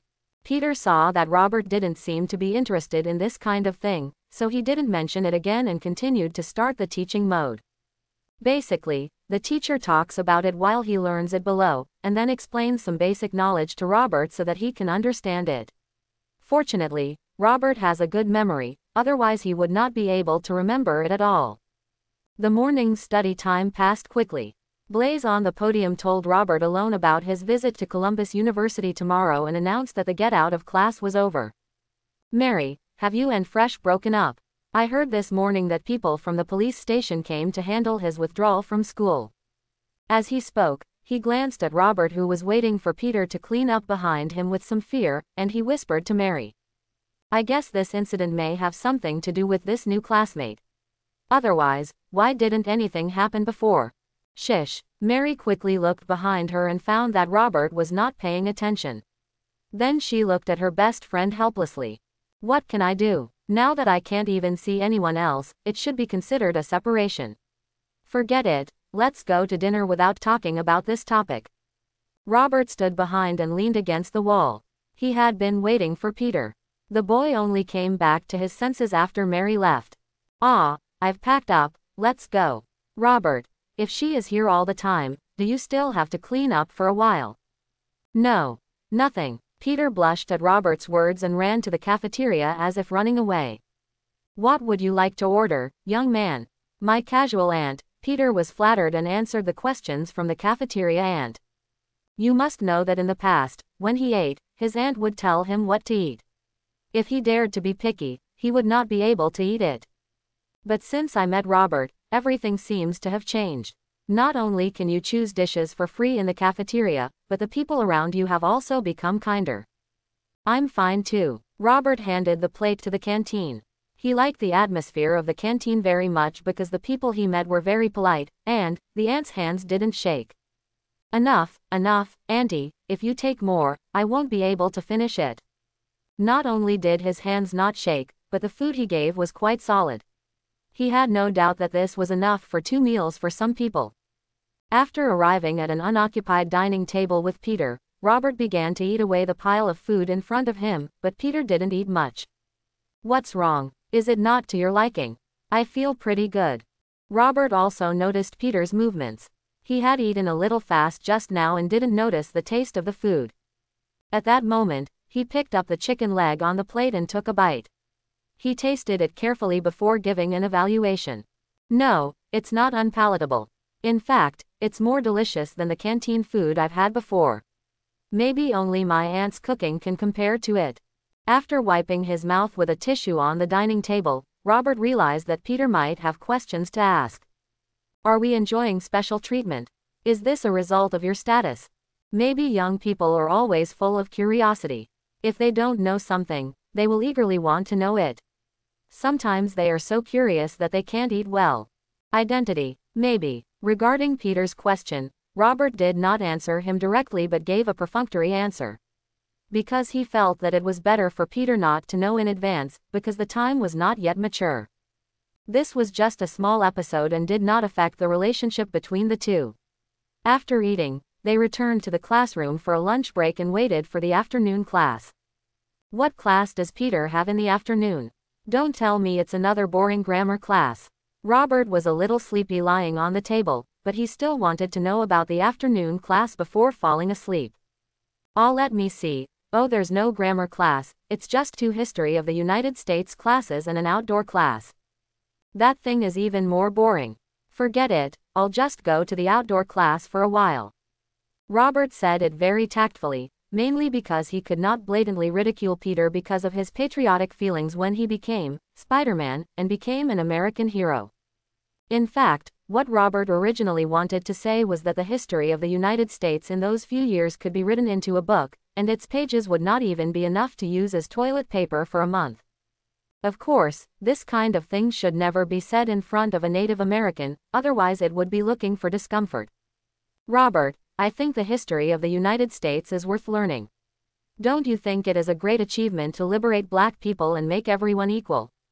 However, even if Robert said that he was not interested in American history, Peter would refute it and try to convince him with something. Right. Robert didn't bother to argue with what Peter wanted to prove. After all, he was only talking about a few years of history and hadn't talked about other things. Peter couldn't stand it and wanted to argue with him. It can be imagined that he was patriotic. To ridicule his country in front of such a patriotic young man, unless Robert no longer wanted to be friends with him, he could never argue about this matter. Peter, I have to take a nap first. Remember to wake me up before class. Otherwise, it won't look good on both my and the teacher's faces when we leave the classroom after class. Changing the topic directly, Robert used sleep escape to directly block Peter's subsequent words. Opening his mouth and looking at Robert, who seemed to be asleep, Peter Parker could only give up. The class bell rang, and Robert had already left the classroom. Now he was sitting in the shade of the playground with a popsicle in his mouth, looking at his phone from time to time. When he skipped class, he didn't just go out to eat popsicles. He had more important things to do, such as waiting for the Audi car to be repaired. Hello, is this Mr. Robert? The phone rang on time, and Robert, who had been staring at the phone for a long time, picked it up and answered it instantly. Well, I am you here. Yes, Mr. Robert, we are at the gate of Zhongcheng High School now. Do you want us to drive in or? Robert looked at the time and felt that it wouldn't be much fun to be on the playground. He didn't even take 2 steps from the playground to the school gate before he decided to go out to get his car and leave the school to see what fun things were outside. Then let me come out and get it. 5 minutes after hanging up the phone, Robert arrived at the school gate. As a public school, Zhongcheng High School's management is still very strict. You cannot leave the school before school unless under special circumstances. But Robert is obviously the kind of person who has special circumstances all over his body. The school security team not only did not stop him from leaving school early, but even opened the door for him, as if this was his home, he wanted to come and leave. Just go. Power can really corrupt a person. The little privilege he just had when he walked out of school made him feel proud and complacent. To be honest, this feeling was good, but it still felt a bit uninteresting. Robert, your car has been delivered, please confirm. After leaving the school gate, 2 people got off the transport vehicle that had been waiting for them. One of them was probably the driver. After getting off the bus, he went straight to the Audi car that was fixed on the transport vehicle and moved it off. The other one took a receipt form and asked Robert to sign for it. After confirming that there was nothing wrong with his car, he signed it readily. Okay, then Mr. Robert wishes you a happy life, goodbye. The handover process was smooth and not complicated at all, and Robert got his car back. Robert, who was bored, was driving on the street. Perhaps it was because it was not a weekend. Most people were at work or school, so there were not many people on the street. Really unable to find any fun, Robert could only go back to Midtown High School. He felt that the history class should be over. Jingle bell. Robert had just parked the car and was about to walk to the teaching building when the bell for the end of get out of class suddenly rang. Knowing that the last class was an outdoor class, Robert stopped going upstairs. After finding a seat on the playground and sitting down, Robert waited for his classmates to come down. Hey Robert, here it is. Sure enough, after a while Peter followed the crowd down, glanced around the playground and found Robert and called him quickly. Who is this? Robert walked towards Peter, but when he got closer, he found someone walking with him. Hello, my name is Harry and I am Peter's good friend. He mentioned you to me. Was your name Robert? It's him. Robert had almost forgotten that Peter had this friend. After all, he hadn't been active for long. Although he thought so in his heart, Robert couldn't say it out loud. Instead, he acted very happy and reached out to hold Harry's hand. Yes, first is the affirmation of one's own name, and then comes the business exchange. I often hear Peter mention you and say you are his best friend. Nice to meet you, Harry. Thank you, but I think he will change it to one of the best in the future. Robert and Harry chatted happily, and Peter looked on very happily. After all, these were the two best friends he had ever met. Harry had taken leave because of some things, so he couldn't attend class these days. Peter was explaining Harry's absence from classes for the past few days, which gave Harry an opportunity to complain. Can you imagine? When I was still in high school, my dad wanted me to take over some things in the company. I believe that although I am just a few, no one at my age can handle them well. Harry was talking about what he had experienced in the past few days. Peter might have wanted to comfort his brother, but he opened his mouth but didn't know how to speak. After all, he doesn't have a father with a net worth of over 100 million and a large company with a market value of over 10 billion to inherit. Peter may never experience this kind of trouble in his life. Okay, brother, I appreciate your kindness. Peter's comfort at the side didn't make Harry feel any better. It would be better for him to tell everything and relieve his stress. Not wanting to embarrass his friends, Harry tactfully rejected Peter's illogical comfort. From this, it might be possible to see that they are people from two different worlds. Robert watched the whole process from the sidelines. He didn't speak from beginning to end, just because he was thinking about a question. That's, how did these two become friends? I'm sorry, I didn't mean to show off by what I just said. I'm sorry if it made you feel uncomfortable. Harry's next actions told Robert how he became friends with Peter because he was low-key and humble enough. I didn't feel uncomfortable because of it. The silence just now was just that I was attracted by what you said. After all, it is a life that I can't come into contact with in this life. It's not surprising to be curious. Since Harry was the first to apologize to him, it was to give him face. Of course, Robert had to give him face, so he immediately denied that he hated Harry and only said that he was attracted by the topic. Sometimes this life is not what I want. Harry was relieved after hearing Robert's words, and had a good impression of him. He had never liked the kind of people who push their noses in faces. Neither Peter nor Robert. Harry, no one can enjoy power without obligations. Everything you have now is brought about by your ability or your father's ability. Your father has shouldered his obligations, and that's why you are so handsome now. I think you will also be an excellent father in the future. Then don't you want to give the next generation a good life? If you want to, then you have to shoulder your obligations. That way only then can you gain the right to enjoy life. Robert gave his first formal sermon, and the target of his sermon seemed to be Harry, but in fact, it was not the case. What he really wanted to remind was Peter, who was already confused beside Harry.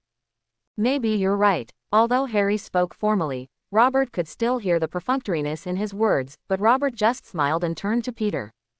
A wise man once said that the greater a person's ability, the greater his responsibility. Obviously, Harry will be a person with great responsibility in the future. Ha ha ha, then my ability is great, isn't it? Harry laughed beside him, obviously taking this kind of comment as a joke and not paying much attention to it. Even Peter did the same. Robert didn't expect his words to have much effect, he just wanted to remind future Spider-Man.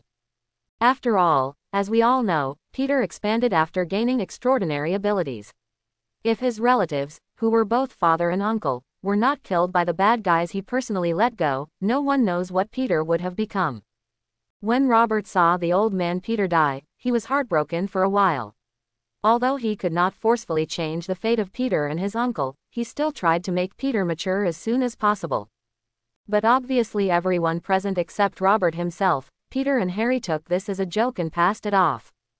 Being able to give a warning is Robert's limit, because he doesn't want to cause too much deviation in the subsequent plot due to his excessive intervention. After all, he still has 6 ability boxes that are still empty. The ambitious Robert will not be satisfied with ordinary power. The Marvel world and the Infinity Stones can completely attract his attention. Let's walk around, don't just stand here, otherwise people will say there's something wrong with us if we stay here for a long time. Harry said half-jokingly beside him.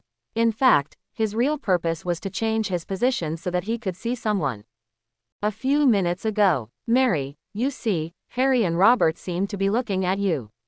Why don't we go further away and see if they catch up? Mary, don't say that. They might be looking at something else. Even though she said that, Mary couldn't help but look in the direction her friends were pointing, and found that except for Robert, Harry and Peter were all looking at her vaguely. Let's take a walk forward. Saying no with her mouth, but being honest with her body, Mary took the lead and walked away. Wasn't she actually holding a tentative attitude? Peter, I think that's a good idea too. Robert didn't want to get involved with the 2 brothers who fell in love with the same person. He said, you guys go ahead, and then went to a familiar figure. Belinda, it's Robert, he's coming this way. Have a look at my makeup. Belinda turned a blind eye to the busy activities of the 2 best friends beside her. She suddenly felt a little embarrassed now, and she didn't know why. I'm sorry to interrupt you, but can Belinda and I talk alone?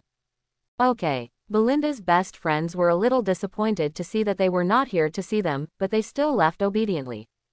If an ordinary boy said this to them, they might get ridiculed, but for Robert, they didn't have the courage. A few days ago, Robert ignored school rules and injured Flesh. It was impossible for people to forget it so quickly. In fact, the cruel scene at that time left a psychological shadow on many people. Although the school downplayed the incident afterwards, coupled with Robert's recent unassuming and even kind way of dealing with things, many people ignored the original incident. But ignoring it does not mean completely forgetting it, so Robert is still quite famous in his class. Why are you avoiding me? Ever since Robert came here, Belinda has always had her back turned, which made him a little dissatisfied.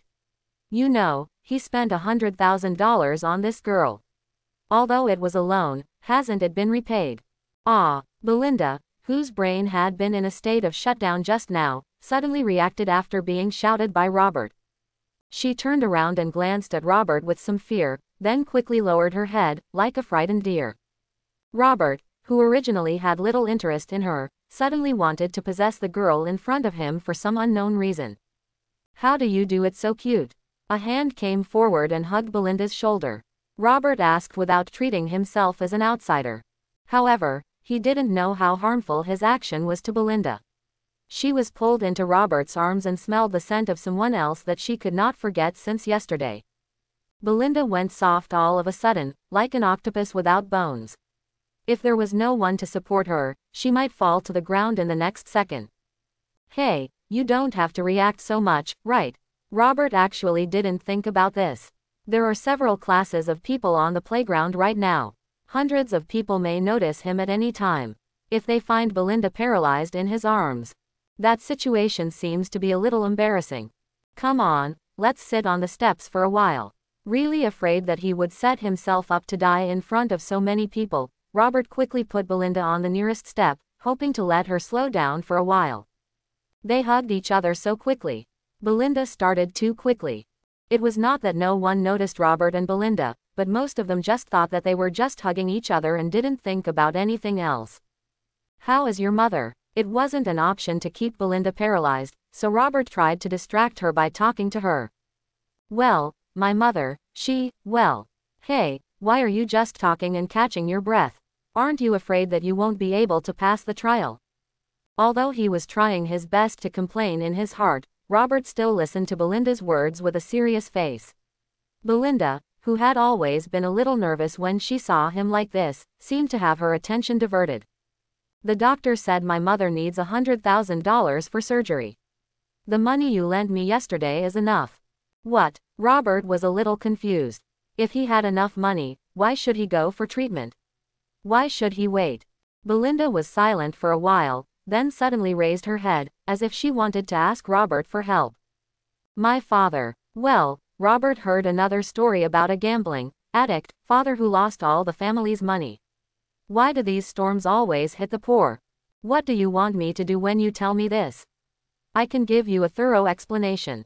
Continuing to stay in a situation like your father's can only harm others and yourself.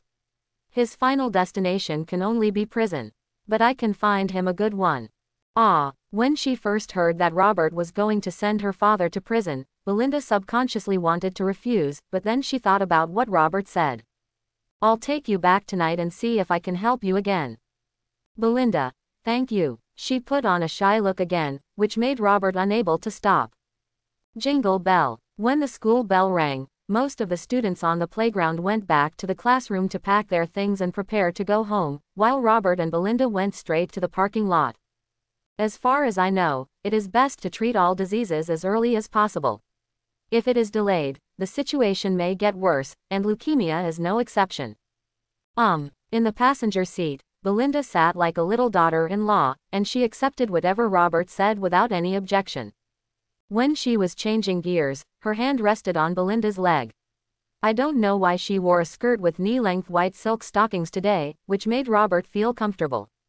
Belinda didn't resist, and even moved herself closer to Robert, as if to facilitate him. He just put his hands on those slender legs. Apart from scrubbing from time to time, there was no more movement for a while. The car was filled with an ambiguous atmosphere all the way. Queens, Belinda's home. After returning to this familiar place, her movements were a little awkward for the first time. She straightened her messed-up skirt before getting out of the car. "Let's go." Looking at Belinda in the back, Robert felt like she was just coming home. Instead, she was like a daughter-in-law visiting the house for the first time. It wasn't until she reached the door that Belinda remembered to take out her key and open the door, and then invited Robert into the house. "Belinda." As soon as he entered the house, there was a weak questioning voice. Robert thought it must be Belinda's mother. Following Belinda's guidance, Robert came to a room on the first floor. The air here was full of medicinal smell, and it felt like he was in a pharmacy. In fact, there are many medicines piled here, which makes people mistakenly think that this is a pharmacy. Who is this Belinda? Lying on the bed was a pale woman, a kind of sickly paleness, perhaps because of the pain that made her look a little old at the same time. "Auntie, my name is Robert Betty, and I am Belinda's friend." Belinda was preparing her words just now, but Robert spared her and walked directly to her mother and said, "Oh, she's Belinda's friend. Then you go and sit on the sofa for a while. Auntie will get up and get you some food." As she said this, she struggled to get up. Seeing this, Belinda wanted to help Robert, but she held her down and explained the purpose of her visit. "Auntie, I'm not here for a meal. Here's the thing. I lent Belinda $100,000 yesterday. She originally said she would treat you, but why didn't you show up in the ward?" Belinda's mother was a little confused by this seemingly reproachful statement. She looked at her daughter with questioning eyes, and after she nodded, she confirmed that Robert's words were true. "Belinda never told me that she wanted to borrow money from anyone. I will ask her to pay it back to you." "Belinda," she put on a stern tone, but her previous tried and true tricks were useless, and her daughter obviously didn't listen to her this time. "Belinda, give the money back, I don't need treatment. You will die if you don't go to the hospital. Belinda burst out in silence with a roar, tears bursting from her eyes, and she looked directly at her mother, refusing to give in. I'm not that serious yet. Don't you know about our family's situation? How can we pay back the $100,000? Belinda's mother's words silenced her because she didn't know how to repay the $100,000. Well, actually, you don't have to pay back the money. As soon as Robert finished speaking, both mother and daughter turned their heads to him. Belinda's eyes were filled with gratitude, while her mother looked at Robert with a scrutinizing gaze. How about this as my home, isn't it? How about I sell it to you for $100,000? You want to charge us $100,000 for this shabby house? You are crazy about money. The maximum is $50,000 US. Do you want to sell it or not? The sound of two people talking could be heard in the living room outside the room. Robert was confused, but Belinda and her mother seemed to understand something, and their faces began to panic. Father, are you going to sell the house? Belinda seemed to be extra brave today. Most of the panic on her face disappeared after Robert looked at her. Now she can muster the courage to question her drug addict father. Why didn't you just stay in your room after school and come out? Go back to your room. Jody, let's leave her alone. To be honest, the price of $50,000 is too low. How about we each take a step back and take a step back to $80,000 US? Jody, a gang member in Queens who looks after the casino. Today I happened to meet a guy who lost money and was penniless. Now he came to collect money. Unexpectedly, the conversation turned into selling a house. There was no way around it. Jody couldn't go back empty-handed. There had to be an explanation for the $20,000 lost by Belinda's father and the more than $10,000 she owed for buying fans. Is this your daughter? However, when Jody saw the location and area of the house, he was a little dissatisfied. $50,000 was the highest price he offered, but everything seemed to turn around after meeting Belinda. Yes, she is still in school. What are you still looking at here? Go back to the room. The latter sentence was addressed to Belinda. Wade, I have to talk about you now. How could you be so rough to your daughter? As he spoke, he wanted to get closer to Belinda. From the evil light of desire in his eyes, it could be seen that he had no good intentions. Jody, she's still a kid, let's get back to the topic now. How about $80,000? Wade is a father. Although he is an addict, he still stands in front of his daughter at critical moments. $100,000, let your daughter stay with me for one night. Seeing Wade blocking the way, McGrady didn't bother to pretend anymore and just raised the price to the highest price. Wade, who was still protecting his daughter just now, began to hesitate now. He seemed to be attracted by such a large sum of money and was having a strong ideological struggle. Why, in the end, Wade got out of the way. He staggered his position and presented Belinda in front of Maddie. It was obvious that he had made a choice. At this moment, he no longer had the shame to turn around and see his daughter. Ha ha ha, you made the right choice, Wade. Next time you come to buy powder, I will definitely ask them to pack a few more grams for you. McGrady obviously understood what Wade meant to get out of the way. He was now looking at the charming Belinda moving her index finger and making a generous promise to Wade. Dad, Belinda called Wade from behind, but what she got was endless silence. Only McGrady responded positively. Oh, my dear daughter's godfather is here, ah. He was walking towards Belinda with an evil smile on his face, but when he was about to get closer, he was knocked far away by a fist punched from nowhere. Robert retracted his fist and looked at Wade, who turned around and picked up the phone. Hello, Mike, I'm Robert. Dean should have mentioned it to you. New York City Police Department, Deputy Commissioner Mike was in the office. A sudden phone call made him busy. Chapter 31. Don't worry, Mr. Robert, I will take care of this addict. Belinda's father was sent to prison by Robert himself, but neither Belinda nor her mother said much, perhaps because they were disappointed with him. And after seeing Robert call a large number of police officers with one phone call from Maddie, and one of the deputy police officers being respectful to him, he also knew that this was someone he couldn't afford to mess with, and he chose to sneak away because his IQ was still online. Pack up and go to the hospital right away. Let's do the surgery first. Robert actually didn't care about Maddie or Wade. He was currently busy sending Belinda's mother to the hospital. After an hour of busy work, the person was pushed into the operating room. Belinda's heart skipped a beat as she watched her mother go in for the operation. "Don't worry, it's okay." Although it was so comforting, Robert was not very sure, because the attending doctor just said that although there was a matching bone marrow, the difficulty of the operation would increase many times because Belinda's mother delayed it for too long, and he could not guarantee whether it would be successful. This is one of the best doctors in the city hospital. If Robert hadn't increased the price and relied on his connections, people wouldn't have taken action. "Yes, it will be fine." Belinda also heard the conversation between Robert and the doctor just now. Although she knew that things might develop in a bad direction, she was still full of hope before the results appeared. The two hugged each other tightly outside the operating room. This time Robert just wanted to give the girl in his arms a little warmth, so he didn't have any bad intentions. From a distance, these two people really look like a couple, and what they are waiting for is their common relatives. Unknowingly, it was getting late, and both Robert and Belinda fell into a deep sleep, until a voice full of joy sounded in their ears after an unknown amount of time.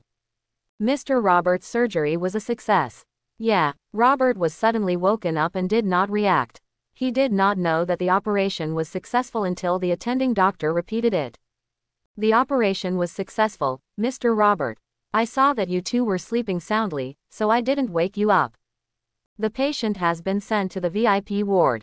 It would be better for her relatives to accompany her when she woke up just now." After the doctor finished talking to Robert, he looked at the man and woman hugging each other with ambiguous eyes, and left quickly and wisely. "Thank you, Robert." After the doctor left, Belinda hugged him and felt a moist lip pressing against him. Well, Robert, who was forcibly kissed, did not resist. At this moment, he looked like a little daughter-in-law. After a long time, the lips parted. "I'm going to accompany my mother." Belinda's face was already red at this time. She seemed to have lost the courage to look at Robert. After saying something, she ran to the ward. Ha! After Belinda left, Robert licked his lips and chuckled. He thought to himself, "Should I say that being forcibly kissed is nothing like that?" In the underground parking lot of the hospital, Robert, who felt he had finished his work, drove his car back to prepare to go home. It was completely dark while driving on the road. A lot of things happened today. First, the military promoted him and then helped Belinda solve family problems. To be honest, especially the latter thing, Robert suddenly felt a real feeling, as if he was no longer in a dream, everything seemed within reach. He had never subconsciously regarded this as a real world before, even during World War II 70 years ago.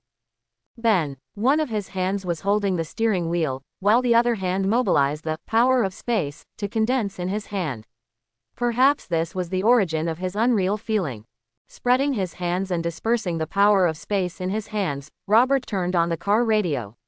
Originally just wanting to listen to music, he unexpectedly got an urgent news break. Emergency interruption, a huge green monster appears on 121st Street. Please stay away from nearby vehicles as soon as possible. Repeat, appear on 121st Street. Squeak. After hearing the news, Robert quickly slammed on the brakes. He looked up at the sign above the driveway. 200 meters ahead, the intersection of 121st Street North and Broadway.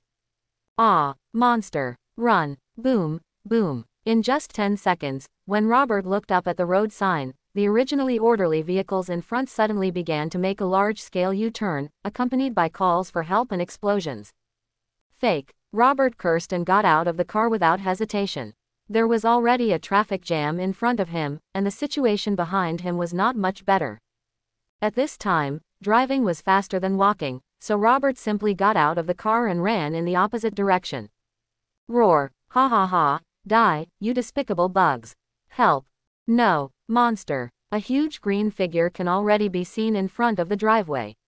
At this time, it seems to be in a state of rage and excitement, and it will hit anyone it encounters. The masses of blood and the sound of explosions made this place look like a purgatory on Earth. Tisk, tisk, this thing is so powerful. On the buildings on both sides of the driveway, Robert looked closely at the position of his car. He now knew what had happened. The person doing damage below should be the monster, Abomination, created by the US military, which is a replica of the Hulk. But this replica, it seems a little too manic. Rubbing his chin, Robert looked at Abomination, and laughed crazily while approaching his car with destruction. Behind it, a group of U.S. troops appeared in jeeps. If the U.S. military team could have shot and attracted the Abomination before destroying his car, Robert's Audi might have been spared. As for why you don't go down and fight that monster away to protect your property, Robert had never thought about this. The car would cost more than $300,000 at best and it would be ruined. It was not worth exposing Robert's strength to it. If that monster was something he could deal with without using the power of space, Robert wouldn't be stingy about taking action, but when it came to his current trump card, it was better for him to be cautious. There were still some people running away, and Robert stood on the building and could only say sorry. He never regarded himself as a hero who saved lives and helped the wounded. Moreover, this was in the United States, and Robert never felt much sense of belonging. If these people who died have to blame one person, then they can only blame the U.S. government and the military. After all, they are the ones who created this thing. Corporal, I order you to shoot. But our mission is to lure that monster over to me. A group of U.S. troops on a jeep, the machine gunner hesitated after the captain gave the order to fire. Perhaps the shock of hate was so strong that he lost the courage to fire. However, if he hesitated, Robert's car would suffer. Roar, help! Just when Abomination was about to smash Robert's car, a woman happened to run to the car. If the monster just smashed it down, it would probably explode and the person would not survive. Why? The woman seemed to be aware of the huge crisis behind her. Driven by instinct, she squatted on the ground with her head in her hands, as if she could escape in this way. Hey, if you don't want to die, just leave quickly. Robert's voice sounded in front of the woman, but what was different from the past was that he now spoke the Chinese language, not English. The woman actually heard her clearly and answered in Chinese. At this time, she hurriedly rolled away from the place. This may be because her legs were weak from fear. Where did the little bug come from? Robert was now holding the fist smashed by Abomination with both hands. The powerlessness he had not felt for a long time was once again experienced, and this was after the Abomination increased its strength. After canceling the combat authority of a corporal, the captain on the jeep took charge of the vehicle-mounted machine gun and fired at the Abomination behind without hesitation. Most of the long red tongue of fire fell on Abomination's back. However, such a terrifying attack was like scratching an itch for it. It just turned around and focused its energy on Robert. While it was almost dazed, Robert mobilized all the strength in his body and pushed Abomination a few steps away with a fierce push. Dong dong dong. The sound of heavy footsteps was caused by Hatred being unable to stabilize his body after suffering a huge force, and kept retreating and falling over. Bang. In the end, it stopped after hitting an off-road vehicle. Perhaps even Hatred himself didn't expect that this human being, who looked like a file-size bug to it, could actually exert such great power. Hiss. After pushing Abomination down, Robert screamed in pain.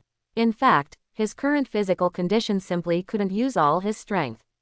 If he used it forcefully, he would be like now. Pain in the skin and flesh, bleeding in the 5 internal organs. Fortunately, he still has the blessing of human body limit, otherwise Robert, whose internal organs are still of ordinary people's quality, would have died long ago. Captain, what is that? I don't know, it seems to be a person. Don't worry about it for now and quickly reload the machine gun. Oh, but I don't think the machine gun will have any effect on that monster. This team member did not dare to speak anymore after being glared at by his captain. He quickly shrank his head and reloaded his ammunition honestly. Roar, bug, I'm going to tear you apart. Hatred seemed extremely angry at this time. The reason was that it was actually pushed over by someone, and the place where it was pushed still hurt. This was absolutely intolerable in its view. It rushed towards Robert again, and the distance of a few steps was reached in an instant. It's too big. Thinking that he still underestimated the Hatred, Robert originally wanted to drag it away for a while, but what he never expected was that he couldn't even drag it away for a while without using the power of space. If he hadn't used all his strength just now, he would have died without a burial place. You must know that this was only a minute of contact between him and Hatred. It can be seen how big the strength gap between the two sides is before using gem ability. Roar. Hatred quickly rushed towards Robert, and in his seemingly dull eyes, it slammed down a big fist. Ben. Ah. A blue light curtain suddenly protected Robert's whole body. When the hatred suddenly hit him, he used the power of space to protect himself. Seeing the right moment, when Abomination punched into the unknown space opened by Robert, he quickly turned off the transmission of space power. The direct result is that the door to space is closed, and the hand of hatred remains in the unknown space forever. Roar. Neat incisions appeared on Hate's hand, and its palm had been packed away. No matter how excited it was and was not afraid of pain, the pain of losing a hand was inevitable after all. There is still green blood coming out of the wound from time to time, but it can be seen that it is healing at a speed visible to the naked eye, but it is a pity that the hand cannot grow back. Robert also sees the moment when Abomination lost his will to fight. He turned around and ran behind him at such a speed that it was difficult for ordinary people to see his movement speed clearly at night. However, Abomination saw it clearly, but it did not choose to chase him. Instead, it silently waited for the wound to heal. The blue light curtain in front of Robert just now gave it a great shock. Now even if it loses a hand, it doesn't dare to chase Robert anymore, because it hates and doesn't know whether it will be the first to penetrate the light curtain next time. Da da da. At this moment, the machine gun on the jeep not far away opened fire again, but Robert's hatred was unstoppable and he was trying to vent his anger on the American soldiers, but then... Sue. Two blasts of air were heard, and hatred instinctively sensed the danger and hurriedly dodged, and two airborne missiles hit the place where it was standing just now. Da da da. When the helicopters in the sky saw that they could not achieve a single hit, they used their cannons to aim at the hatred and output a burst of output. Since the crowd at the scene has basically dispersed, the people on the military helicopter can fire boldly without considering the resulting civilian casualties. General Ross, let me go. Helicopter Banner looked at the nearly useless attacks caused by the helicopter and the jeeps on the ground to the Abomination, and he could no longer sit still. Banner was afraid that after the mysterious man chopped off one of Abomination's hands, Abomination regained some sense and ran away. Ross, no way. Don't even think about using that thing to escape again. However, the stubborn U.S. Army Lieutenant General Ross did not appreciate Banner's kindness. Instead, he ordered the nearby troops to quickly approach here through the intercom. He actually wanted to rely on manpower to defeat the Abomination. Banner, don't believe me like this. Many people will die if you do this. Letting the monster inside me come out and deal with it is the best solution. Ross, Sergeant, what's going on with you? How can you let the prisoners in your care talk so freely?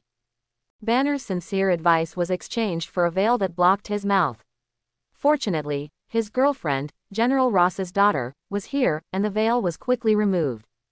I won't let you do this to him. After his girlfriend helped take off the veil, Banner said no more. He was now waiting for Ross to cry when he saw the coffin. The 5th team arrived successfully. Sir, we have already participated in the battle. Squad 7 reports for duty. We have joined the battle. Reports sounded one after another on the intercom, and through the helicopter's camera it could be clearly seen that a U.S. military squad of no less than 200 people had arrived and launched a saturated bullet and artillery shell attack on the Abomination. Obviously without your help, our brave warriors can still control the situation. Ross saw Abomination being beaten in the smoke and unable to hold his head up in the picture. He thought that if this continued, the monster he created would be completely eliminated, so he couldn't help but show off to Banner. Why? Banner just sighed at this. He wanted to remind Ross not to underestimate the enemy, but it was obvious that this would not have any effect, because he had just tried. Sir, the target has not moved for a long time. It may be dead. Do you want to continue attacking? After taking several rounds of fire to deal with the Abomination, the top commander on the ground, a lieutenant colonel, asked Ross through the walkie-talkie while reloading.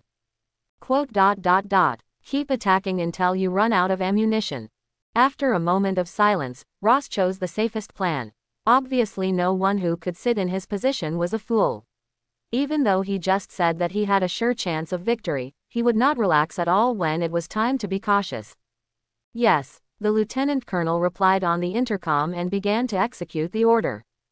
At this time, Banner, who was controlled by 2 American soldiers, had a relaxed look on his face for a moment and then became nervous again, perhaps directly or because something was reminding him. Da, da, da. Boom, boom, boom.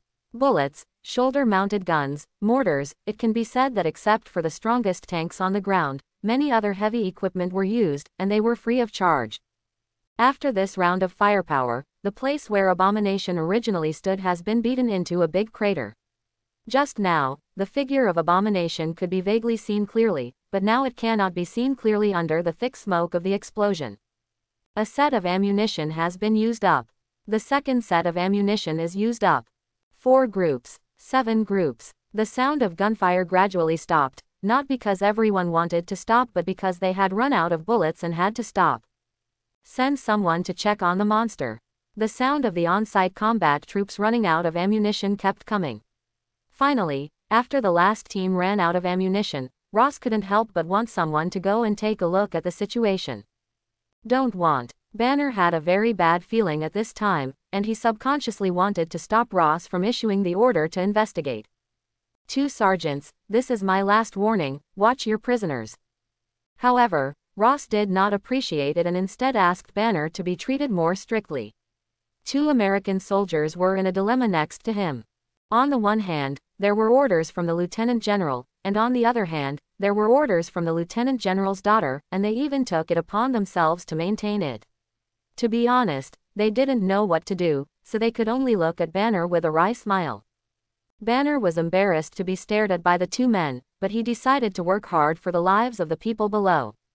Woo! Unexpectedly, when he was about to speak, he was covered with a handkerchief. The 2 soldiers had no choice. In comparison, they were more afraid of General Ross. Hey, don't be like this. Although General Ross's daughter once again stopped him, it was obvious that the actions of these 2 soldiers made Ross very satisfied. You guys did a great job. Unexpectedly, just after he finished speaking, the voice of the investigation team came over the intercom. What is that? No, that monster is not dead yet. Please support. Beep. There is a sound of signal connection failure coming from the walkie-talkie. This situation generally only occurs when the equipment is damaged. Ross no longer felt as complacent as before. He turned off the walkie-talkie. The fate of the 7-person investigation team could be imagined. Roar! Abomination jumped out of the ruins, and the U.S. military closest to it suffered.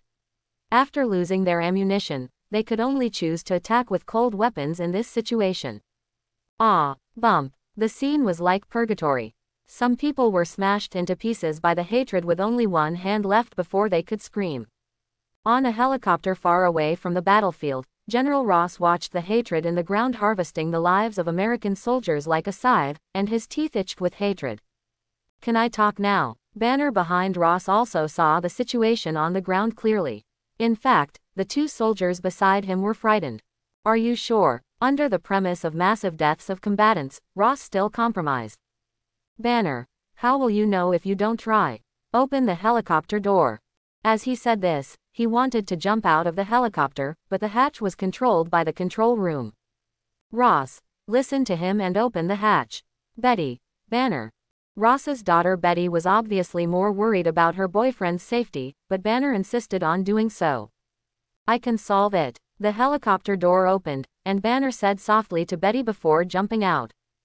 Dong. An unknown heavy object fell in front of Hate, forming a deep pit.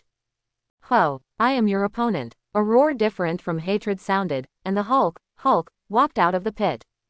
The battle between Hulk and Abomination was about to break out, but perhaps because of the missing hand, Abomination was suppressed from the beginning. You can play slowly by yourself.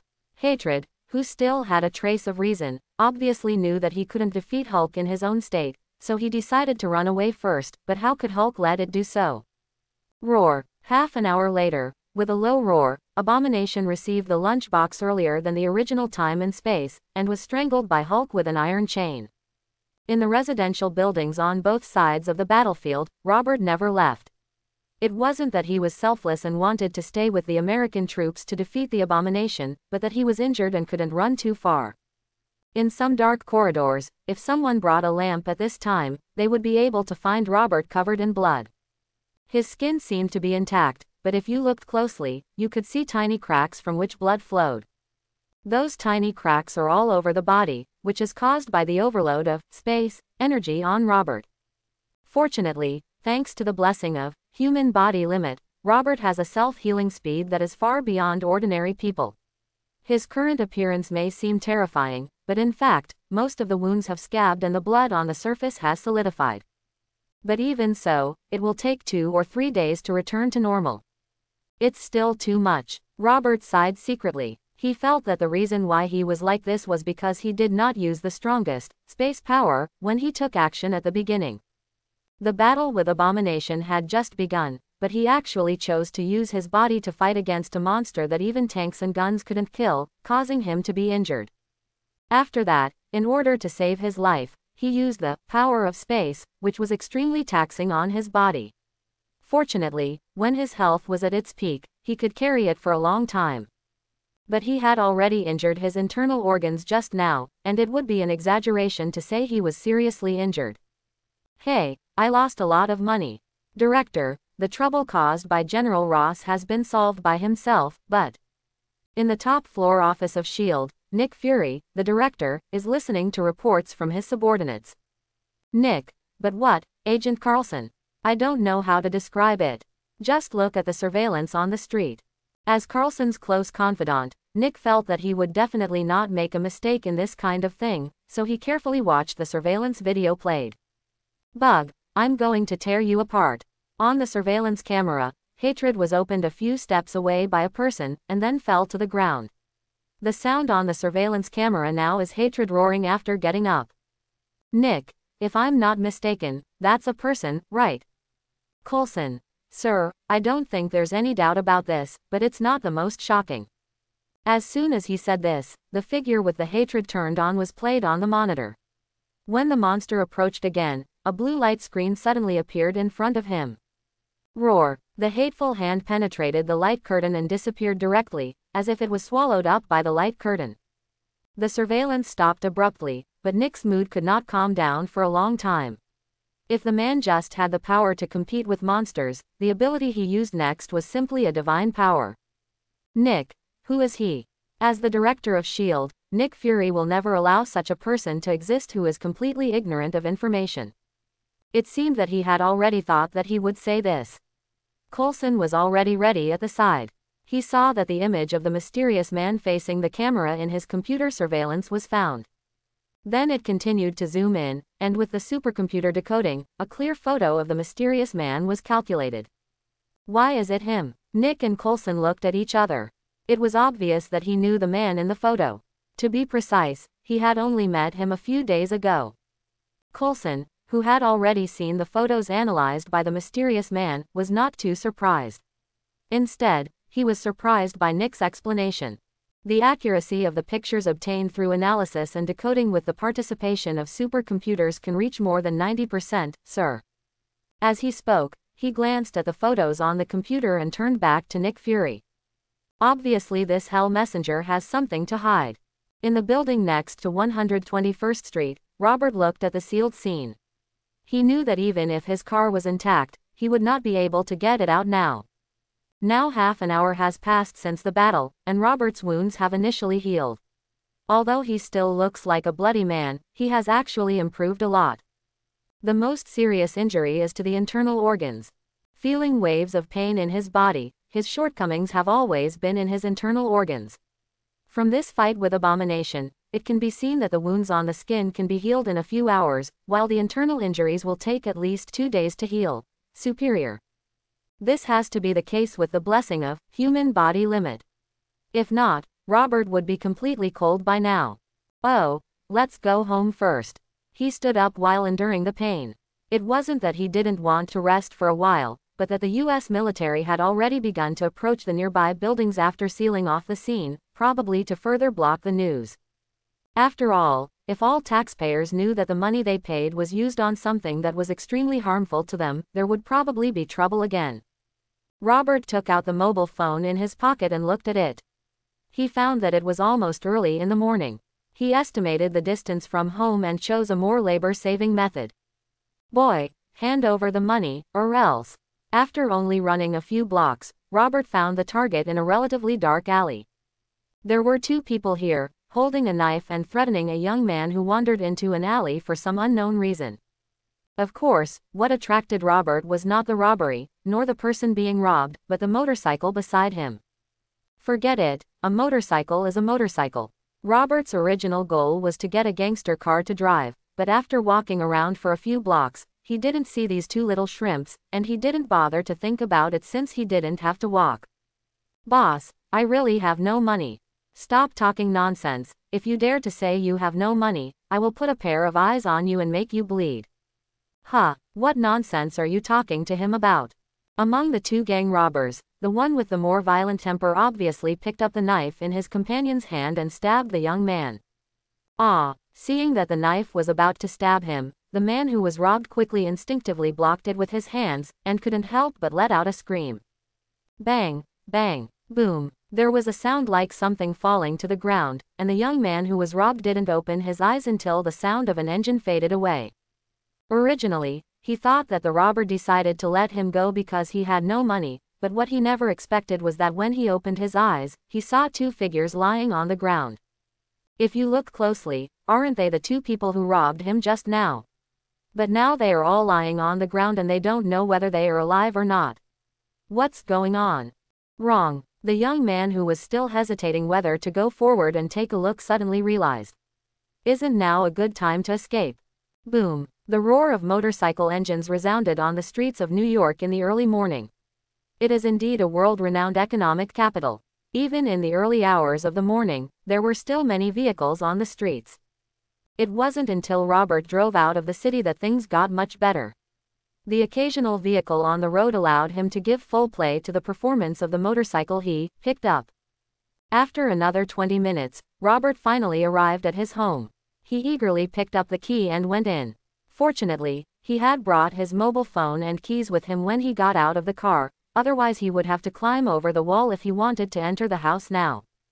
Call. After washing off the blood on his body in the bathroom, Robert, who felt relaxed, exhaled a breath, and then lay down on the bed without bothering to think about anything else.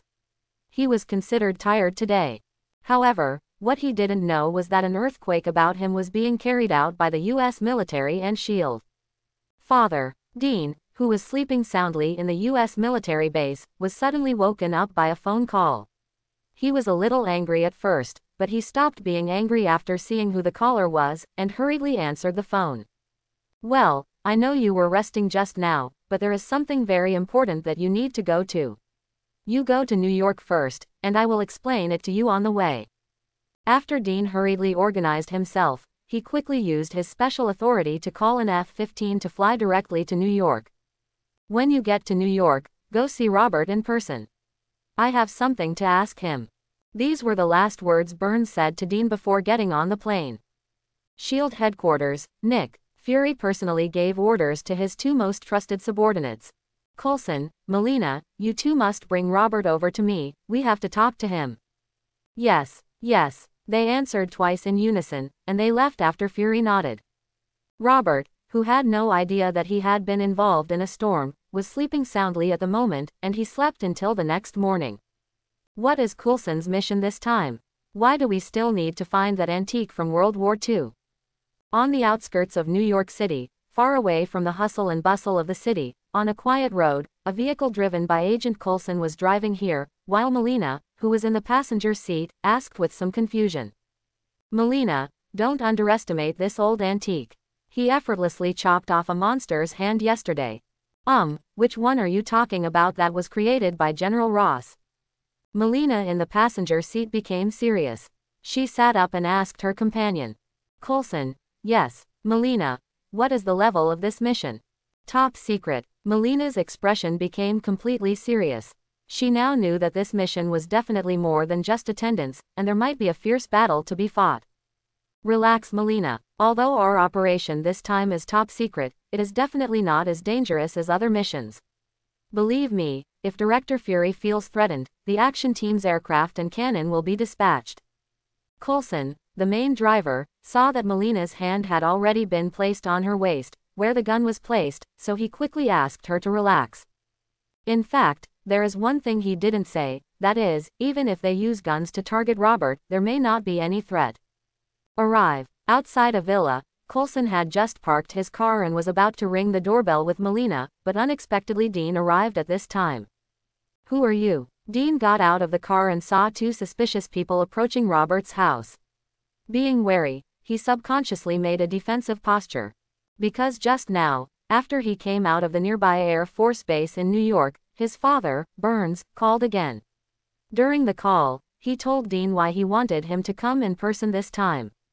There is ample evidence that Colonel Robert has supernatural powers, although this is top secret. But beware of anyone trying to do something bad to him. Now, Dean, I'm ordering you to take Colonel Robert to the Air Force Base for protection. Dean had seen his father speak in such a solemn tone several times, and it was always a matter of great importance to many people. Obviously, it was the same this time, perhaps even more important. SHIELD agent, Colonel. Melina took out an ID and looked it in front of Dean's eyes. She said that if an ordinary person pulled out a gun in front of her, she would kill him first without even thinking about it. But it's a different matter if this kind of thing happens to a person wearing the uniform of an Air Force colonel. After all, she doesn't want to cause unnecessary misunderstandings. Why is SHIELD here? After confirming that the ID was correct, Dean put down his hand that was about to hold the gun, and then asked. Coulson. We met Colonel, remember? It was the day when Mr. Robert was handed over. Coulson pulled his grumpy colleague aside and stepped forward to negotiate. I'm asking why SHIELD is here. However, Dean obviously didn't show his dignity and continued to ask forcefully. Seeing Dean's attitude, Melina instantly became angry. What's the point of talking to him? After saying that, he stepped forward to teach Dean a lesson. This time they did not bring up the tried and true SHIELD brand. Obviously, it did not work in front of a colonel whose father was a general of the U.S. military.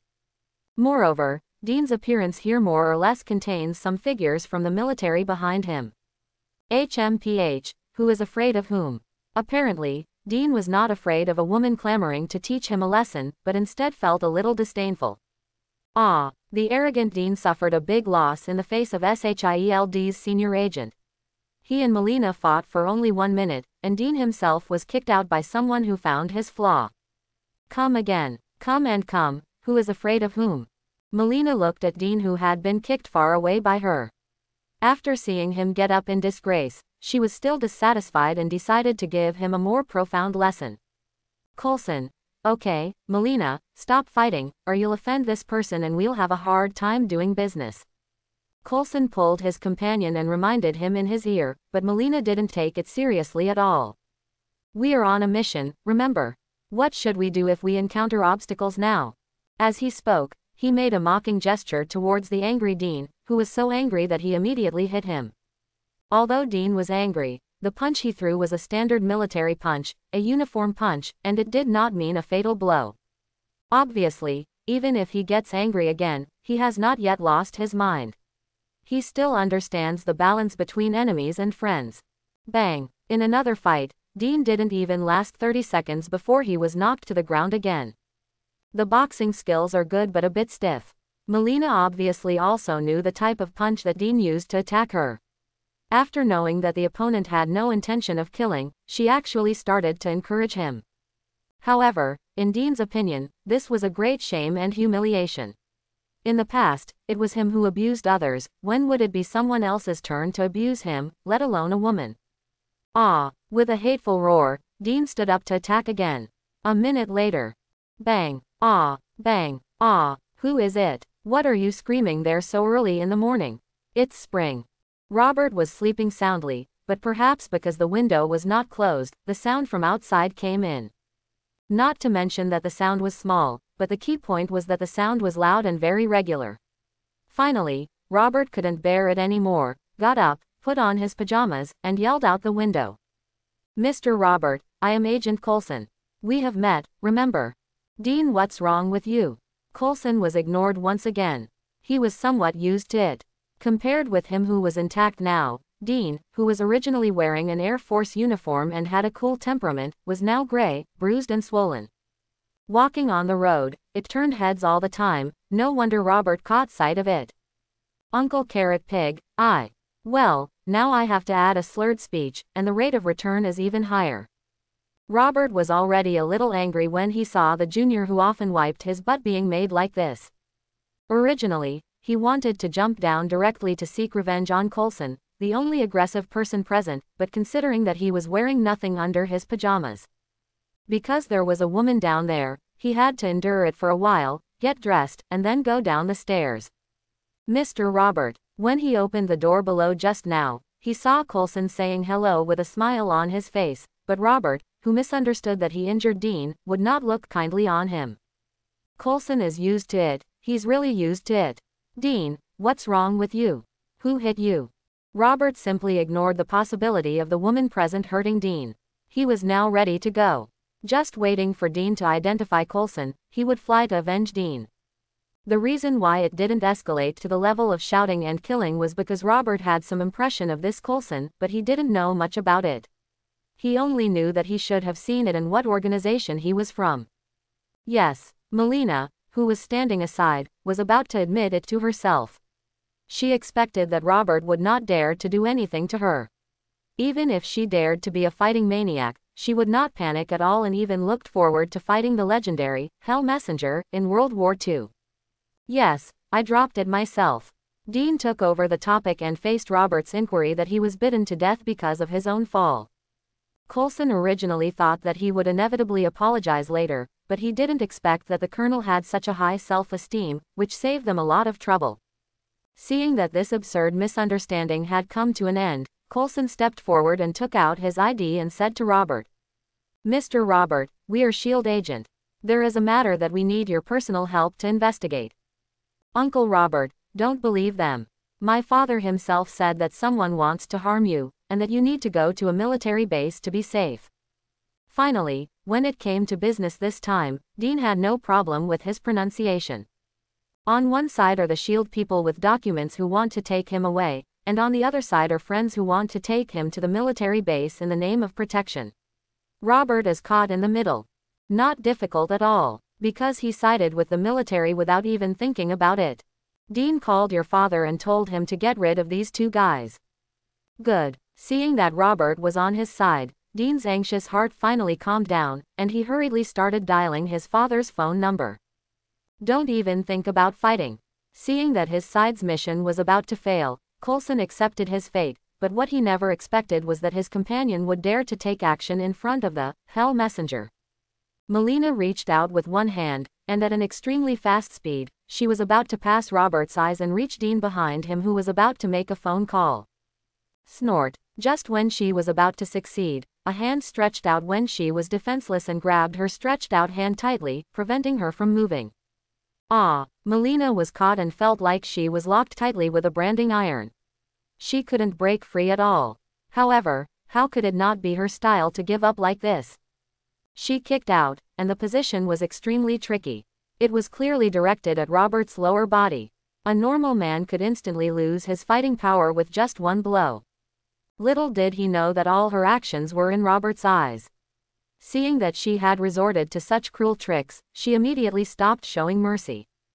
Don't want. Boom. With the sound of a punch punching through the air, Robert's fist deflected away from Melina's side. This was because her feet were also deflected just now, otherwise she would have been disabled if the punch had hit her body firmly and not killed her. Gudong. Coulson swallowed and salivated. He couldn't believe how much force it took to make a loud noise from the punch. The sound just now exploded in Melina's ears, and now there is still a buzzing, tinnitus in one of her ears, but she can't care about it now. At this time, Melina's back was already wet, because just now she truly felt the threat of death coming and her body reacted instinctively. Now her body was numb, and the muscles in her body were shaking from time to time. She was so scared that she became stiff. Hey, my father, Uncle Robert, is right next to me. Do you want to tell him in person? Okay. Dean dialed the phone from the side. In fact, he also saw the scene just now, but before he could be surprised, the call went through. Hello, Burns. Robert, holding the mobile phone, walked aside, leaving Melina trembling in the same place, still uncontrollably, like a mouse meeting a cat. Melina, are you okay? Although he was dissatisfied with his teammates' unauthorized actions, after all, it was Coulson, his partner for many years, who hurriedly stepped forward to show concern after Robert left. "You are always so unexpected. You were like this before and you are like this now," Burns on the other end of the phone said with a sigh, as if he was reminiscing about the past. "This is not true as I wish. If you want to know the origin of my ability, I can tell you that it comes from the thing that Hydra used to make weapons." Robert already knew the reason why the military and S.H.I.E.L.D. came to find him. He had already thought of this result when he used the power of space yesterday, but what he didn't expect was that the people from both sides came so quickly. "Why?" Burns sighed after a brief silence. Obviously, this issue was still a bit difficult for him in a high position. "I will tell those who are in urgent need of your words exactly as they are, but I still hope that you can come to a hearing in person so that my pressure will be much less. I'm afraid I can't do it today because I have something to do. I'll go there in a few days during the holidays. I'm still a student now, remember. As long as you can come to the hearing, you can set the time within 15 days. Don't worry, it will just be a formality. Then Dean will prepare a manuscript for you about patriotism and willingness to protect citizens. Just read it according to it. It's important. Just stop those guys' mouths." Robert felt it was effortless to talk to his own people, and he was really touched by Burns's once again generous gesture. Burns still said the same words as before. "If you need my help, just ask, but now I have two SHIELDs who need your help. Burns, your commitment carries much more weight now than it did before.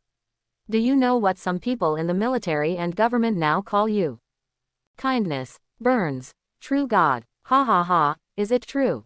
I'm afraid those guys who say I'm a threat are the majority, right?" Robert didn't take these words seriously and only regarded them as compliments among friends. Burns didn't say anything more about this and left the last sentence. "S.H.I.E.L.D. people will solve it in 10 minutes. After leaving these words, Burns hung up the phone. "Dean, go in and take a shower. You're not half as handsome now as you were then." After returning the phone to Dean, Robert asked him to go into the house and clean it up. His current condition was really not suitable for seeing people. He was covered in dust and dirt. Those who know him well know that Dean is an Air Force colonel, while those who don't know him may think he is a beggar who picked up a military uniform. "Okay, Uncle Robert." Dean was also very aware of his current decline, so he did not refuse Robert's kindness. He said hello and walked into the villa. Ben. After Dean left, Robert performed a space power, swallowing the roadside flower bed in front of S.H.I.E.L.D. Coulson and Melinda. In the shocked eyes of the two, Robert walked up to them and said, "I choose to cooperate with the military. There will be a hearing about me within 15 days. If you are interested, you can come and participate. Also, let me give you a reminder that my ability comes from the thing that Hydra used to make weapons." After a pause, Robert continued, "I only know so much, do you or your director believe it or not?" Jingle bell. 10 minutes passed, and the phone's ringtone rang on time as if planned. Glancing at the dialer, Coulson felt bitter because his mission had failed. "Hey, Director, retreat, Coulson." Nick Fury just said one thing on the phone and then hung up. It was obvious that he was in a bad mood. "Melinda, what should we do? Do we really want to retreat? Withdraw?" Looking back at Robert's residence for the last time, Coulson had no choice but to retreat, but at the same time he thought in his heart, if this house was provided by S.H.I.E.L.D. for Robert, would his attitude be different now? Coulson suddenly realized what the problem was, that is, S.H.I.E.L.D. seemed to have ignored this hell messenger. They had never had a good relationship before. Is it possible for him to accept it now that he is just improvising? All right. After witnessing Robert's tyrannical force, even the arrogant Melinda had to choose to give up when things couldn't be done. After the S.H.I.E.L.D. two left, Robert and Dean also walked out of the house one after another. "I have to trouble you to give me a ride today. My car was detained at the scene last night." Dean, "Okay, Uncle Robert, I'll take you there. As for your car, I'll say hello later and they'll send it back to your home." Robert, who was sitting in the back seat of the military jeep, was indifferent to this. Because he currently has $120 million displayed in his bank account. What kind of car does he need? I guess Tony will be back soon, right? Guessing that time was almost up, Robert opened the stock market again, and after flipping through Stark Industries stocks, he found that they had been floating around $330 per share recently. Obviously, after losing Tony, Stark's stock price had hit bottom. From the original price of $800 per share to the current $330, Stark's share price has more than halved. This is the disadvantage of integrating most of the company's weapon innovations with its sole figures. Although he was sighing in his heart, Robert also purchased shares of Stark Company, directly spending $110 million to purchase more than 300,000 shares. Having left nearly $10 million for himself, Robert was not afraid of losing the money, but because he really couldn't determine the date of Tony's return. If he didn't come back until a month later, what would Robert do with this time? Going to Midtown High, Uncle Robert? Dean asked habitually after getting in the car. Originally, I wanted to rest at home if you didn't come. Forget it, I'll drive to the Columbia University Institute of Science and Technology. It turns out that Robert, whose body was not fully recovered, wanted to recuperate at home today, but he had no choice but to be woken up early in the morning, so he simply went to witness history. The birth of Spider-Man. Dean. Okay. Outside the Columbia University Academy of Sciences, Peter was looking around, looking for his companions. Mary. Hey. At this moment, Peter saw that the girl next door, whom he had liked since childhood, seemed to be saying hello to him. He was flattered and hurriedly responded. Peter. Yes, I'm here. Before he finished speaking, 3 female classmates came up behind him and ran straight in Mary's direction. Obviously, he was not the one they called him. Do you have to park here? Different from Peter's embarrassment, his friend Harry was sitting in a slowly approaching Rolls-Royce, but he may have his own reasons and did not want to expose the fact that his family was rich. Wow. Hey, Harry. Norman sat next to his son Harry in the Rolls-Royce. He obviously saw the classmates happily greeting his son. Norman. Look Harry, how enthusiastic your classmates are. They are not enthusiastic about me. Why don't I take the Jetta and come to you and try it? After saying that, he got out of the car speechlessly and went straight to his friend Peter. Hi, Peter. Obviously this time there would be no more embarrassment than before, and Peter happily met up with his friends. Harry. Unexpectedly, they had just taken 2 steps and Harry's father got out of the Rolls-Royce behind them. He was here to deliver his school bag. Thank you, father. But it was obvious that Harry didn't appreciate it very much. After replying perfunctorily, he wanted his father to leave, as if it was embarrassing to have money. Uncle Norman, it's nice to meet you. I once read your paper. To be honest, it was an eye-opener for me. Unlike Harry, Peter couldn't be rude in front of his elders. It was a matter of upbringing, so he said hello and then sincerely praised the other person. Norman. Oh, thank you. But, I mean, do you understand? But obviously Peter's way of greeting made Norman a little confused.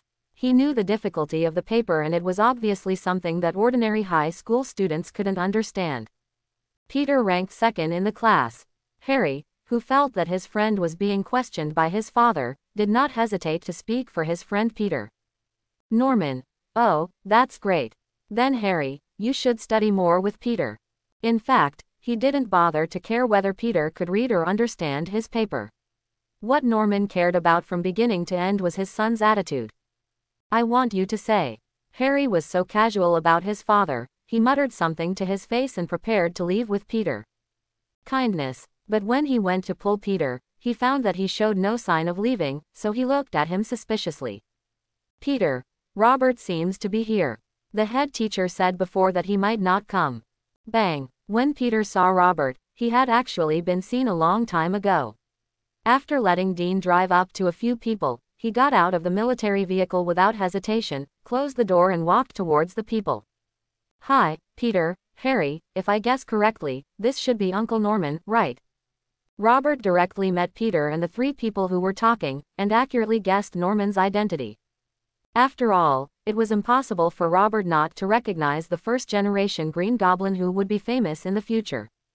Oh, who is this gentleman? Norman saw Robert getting out of a military vehicle just now, and with sharp eyes, he also saw through the open window that the driver was a colonel officer. Almost instinctively, he began to pay attention to Robert. Harry. He is our classmate. Please, the classmates in Father's class are still waiting for us. Don't waste our time. You'd better go back first. With that said, Harry stepped forward and pulled Peter and Harry away, leaving Norman stroking his chin in deep thought. I wonder how such a character could attend a public high school. Norman rubbed his chin and thought for a while. He still couldn't figure it out, so he simply didn't want to think about it. However, before leaving, he decided to remind his son that Harry should make more friends with Robert when he went back. To be able to sit so casually and calmly with a colonel driving here, it is not easy to even think about it with your toes. Now that the students are all here, let's start the tour, but one thing is that you have to follow me closely and don't run around, otherwise your credits will be gone. Although the leading teacher knew that his threats were of no use to some people, they were only a few after all, and he still had to say what he should say.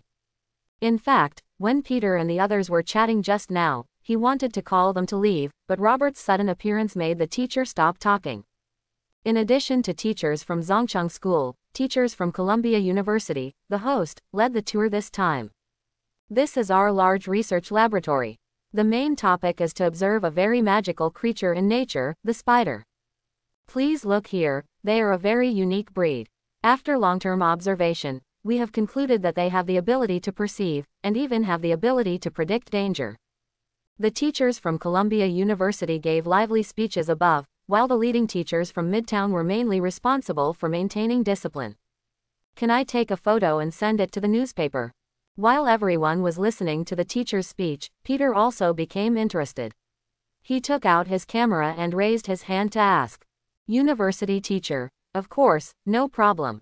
Focusing on the spider in the transparent observation cabin, this time perhaps because Robert, a powerful friend, was present, no one dared to touch Peter anymore, so he was able to take a perfect photo.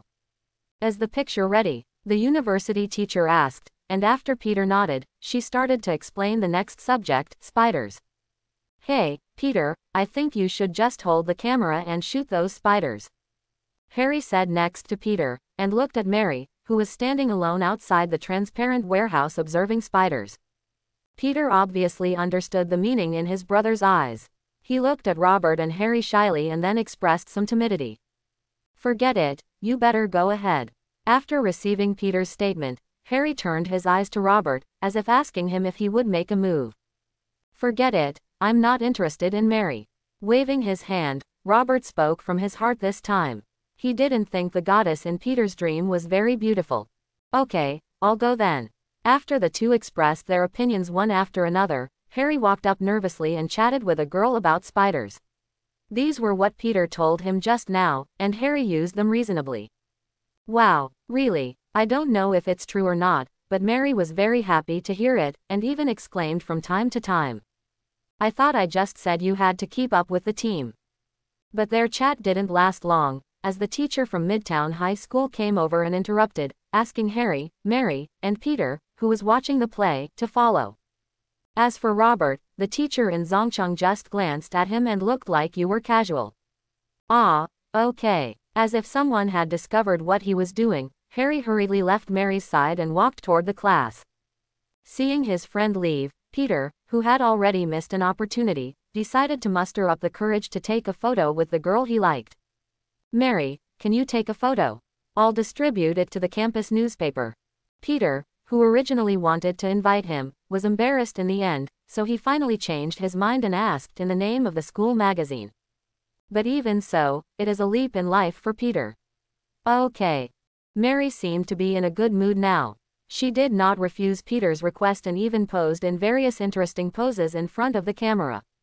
Her hands pointed at the spider in the transparent cabin in various ways, but what Mary didn't know was that Peter had no intention of paying attention to the spider, but quietly moved the camera to her body. Where neither of them noticed, a special creature that fell from the sky had quietly climbed onto Peter's hand. But Peter, who was concentrating on taking pictures, or was just peeping openly, obviously failed to notice this in time. Just when he found a girl in a very beautiful posture and was about to take pictures, a sharp pain hit him instantly. Ah! He released his hand from pressing the shutter button and quickly checked the location of the pain. He found 2 marks of being bitten by something. Mary, what's wrong? No. Nothing. Maybe it was the dark face of the teacher from Zhongcheng not far away, or maybe it was because the wound only hurt from the bite and he didn't feel anything now. Anyway, Peter subconsciously concealed the fact that he was bitten. Maybe he didn't even care at this time. Robert, who was standing nearby and witnessed the whole process, couldn't help but sigh that this was really a wonderful coincidence. This situation might not have happened even if it was a little off. I hope this tour goes smoothly, okay. Peter and Mary, who returned to the team, were both blamed, and the teacher in Zhongcheng didn't even give them a chance to explain. After being criticized, the Zhongcheng students who followed were obviously more well-behaved. After the 3-hour visit, except for the first half of the road behind, everyone was well-behaved. Because Robert had followed the army from beginning to end, although he was the only person present who was not afraid of punishment, he did not want to do anything special. Okay students, today's visit is over. Thank you all for visiting. I also hope that the outstanding ones among you will be admitted to Columbia through your own efforts. With an iconic closing sentence, Robert found that no matter where in the world, people like these teachers always seem to like to talk at length. The Columbia University teacher's personal speech ended after 5 minutes, and the students from Midtown High School also left the venue in an orderly manner. They could choose to have their parents pick them up, or go back by themselves. Robert, do you guys take the school bus? Peter followed the class team and asked a question that seemed a bit silly, because who among the students present didn't know that Harry was a rich second generation? Although he concealed it himself, after all, after spending such a long time together, how could the classmates who stayed with him day and night not know? For a rich second generation to take the school bus, unless it is to experience life, it is absolutely impossible. Harry, no Peter, my father sent someone to pick me up outside. Goodbye. Sure enough, Harry refused, but contrary to many people's expectations, Robert said he would take the school bus. He came here in a military jeep in the morning. This was undoubtedly a disguised way of telling others that he had a background. It seemed unreasonable for such a person to take a cheap school bus. What can I do? My car won't be returned until this afternoon. It happened that Robert didn't leave any important things in the car except his wallet. Now if he didn't take the school bus, how could he take a taxi? After arriving at the destination, Robert told the driver, "Scan it." In this country monopolized by capital and bankers, their conservative inherent impression does not allow the emergence of a novel thing to challenge their original interest system, unless the thing has objective profits. However, it is obvious that there is no essential difference between swiping a card and scanning a QR code to pay. Apart from convenience, there will be almost no increase in the interests of public capital. So how can they have the idea to do it? I'll just take the school bus. My car was scratched yesterday and had to be repaired. Robert couldn't stand the doubtful looks from a large group of people, so he made up a random reason as if he wanted to give them an explanation. Harry originally had doubts like everyone else, but he was relieved after Robert explained. After all, who can guarantee that there will be no accident one day? That's okay, Robert. A voice from the side interrupted him, and also interrupted Robert's original intention to get on the school bus. Why are you here? Naturally, Robert stopped getting on the bus and was about to go home. After saying hello to the teachers at Midtown High School and Peter, he hurried towards the person who called him not far away. Harry, why does this person look familiar? Peter, I also think he looks like Captain America. Peter rubbed his chin and thought for a while. Looking at the back of the car who had already gotten into the car, he came to a surprising conclusion. Harry, ha ha ha ha, I didn't expect you to still have humor. Don't tell me that the heroes of World War II are still alive today. Please, I will burst out laughing. Ha ha ha. Harry didn't take Peter's words seriously, but thought he was joking. Peter, are you going to get in the car or not? If you don't come up, go outside by yourself. Peter, oh, Peter, who was about to say that he was not joking, was urged to get into the car by his classmates who were anxious to go home, and Harry also walked to the car arranged by his father amidst laughter. This is the second time Robert has ridden in a military jeep today. Although the types of vehicles are different, they are all military vehicles. Captain, why do you have time to find me? On the passenger side, Robert asked directly as soon as he got into the car. 3 hours ago, in the SHIELD headquarters, Nick. Fury, who had just received a mandatory order from the World Security Council, especially from the American representative, threw down his phone in frustration. Call. Half a minute later, he finally controlled his emotions and originally wanted to hide his flag for the time being. Jingle bell. A call suddenly came to Nick, who was in a state of anger. He didn't want to answer it at first, but when he saw the person who dialed the call clearly, his face suddenly became serious. Despite some reluctance, he could only answer the phone. Nick Fury. What's going on, Commissioner? A few minutes later, Nick hung up the phone and made a quick decision to immediately call his cronies, Coulson. Sorry, sir. The call was picked up instantly, and Coulson sounded apologetic as soon as he opened his mouth. This is not your problem, Coulson. Now you have a new mission. After telling Coulson the outline of the mission, Nick made a few more calls. First action team, please take orders, sir. The third action team obeys the order. Sixth action team. Seventh line. 10 action teams composed of elite special forces under S.H.I.E.L.D., totaling more than 1,000 people, received the order almost at the same time, and they began to assemble towards New York as quickly as possible. Such a large-scale troop mobilization, no matter how covert it is still in the United States after all. The Pentagon, which is in charge of military affairs, got the news only 5 minutes after the incident happened. 10 minutes later, an emergency meeting organized by the current Minister of Defense was held at the highest level. That's too much. What does S.H.I.E.L.D. want to do? How dare they deploy troops without any prior notice? A middle-aged major general said indignantly. Obviously S.H.I.E.L.D.'s approach made him very dissatisfied. HMPH. Do you really think that as an international organization, they can do whatever they want? I think Nick Fury has forgotten who is his founder. I think we should just send troops to suppress them and ask the president to order their forced disbandment. Norton Gary is the current Secretary of Defense of the U.S. military. Although he is now the nominal supreme commander of the U.S. military besides the president, that is just an illusion. There is actually someone else who really speaks the truth. Norton. What do you think, General Freeman and General Wells? As the Minister of Defense, Norman could only stand aside in meetings involving these two people. Although he was sitting as the chairman and these two people were sitting on either side of him, the actual power was with these two people. On the body. It can be said that no one in the United States can move them except the president, who can move them. Wells. What the hell does he do? S.H.I.E.L.D. has their reasons for arresting them. Can't we just let Nick Fury make a report later? As the only two generals in the U.S. military, Wells' words almost represent the entire U.S. military, unless General Freeman, who has the same status as him, has any different views. The military jeep has reached the outskirts of New York City, and Captain America Steve randomly picked a place with a pretty good scenery to stop.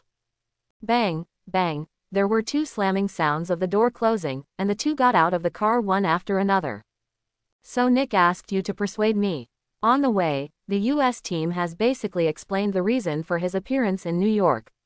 To be honest, Robert really didn't expect Nick Fury to invite him out. Isn't he afraid that due to this matter, Steve, the captain of the future Avengers, whom he appointed himself, will be alienated from Nick Fury? You mean that everything you do is authorized by the government? Faced with people like Captain America, who have a strong sense of responsibility, Robert chose the most effective way to deal with them, using the righteousness of the government and the country to pressure him. Obviously Nick serves that World Security Council, and I take orders from my own country. Captain, who do you think is more important, the interests of the world or the interests of the country? Robert started the serious mode of deception again.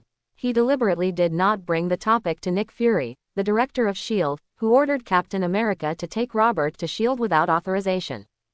If Captain America knew that Nick Fury had not received any written authorization in advance, and was apparently just giving orders without permission, he would inevitably have doubts about Nick, and even be alienated from him. Nick may not care for some reasons, but Robert hopes that the Avengers will appear completely in the future, because only then will the appearance of the gems follow history or the plot. If all this is disrupted too much, Robert is really afraid that he will lose the opportunity to touch other gems, which means that he will not be able to obtain the opportunity to transcend. People are destined to have many desires while living in the world. When they are not full, people will just want to be full. When they are full, people want to eat well. When the problem of eating is solved, people's desire will further increase and they want money.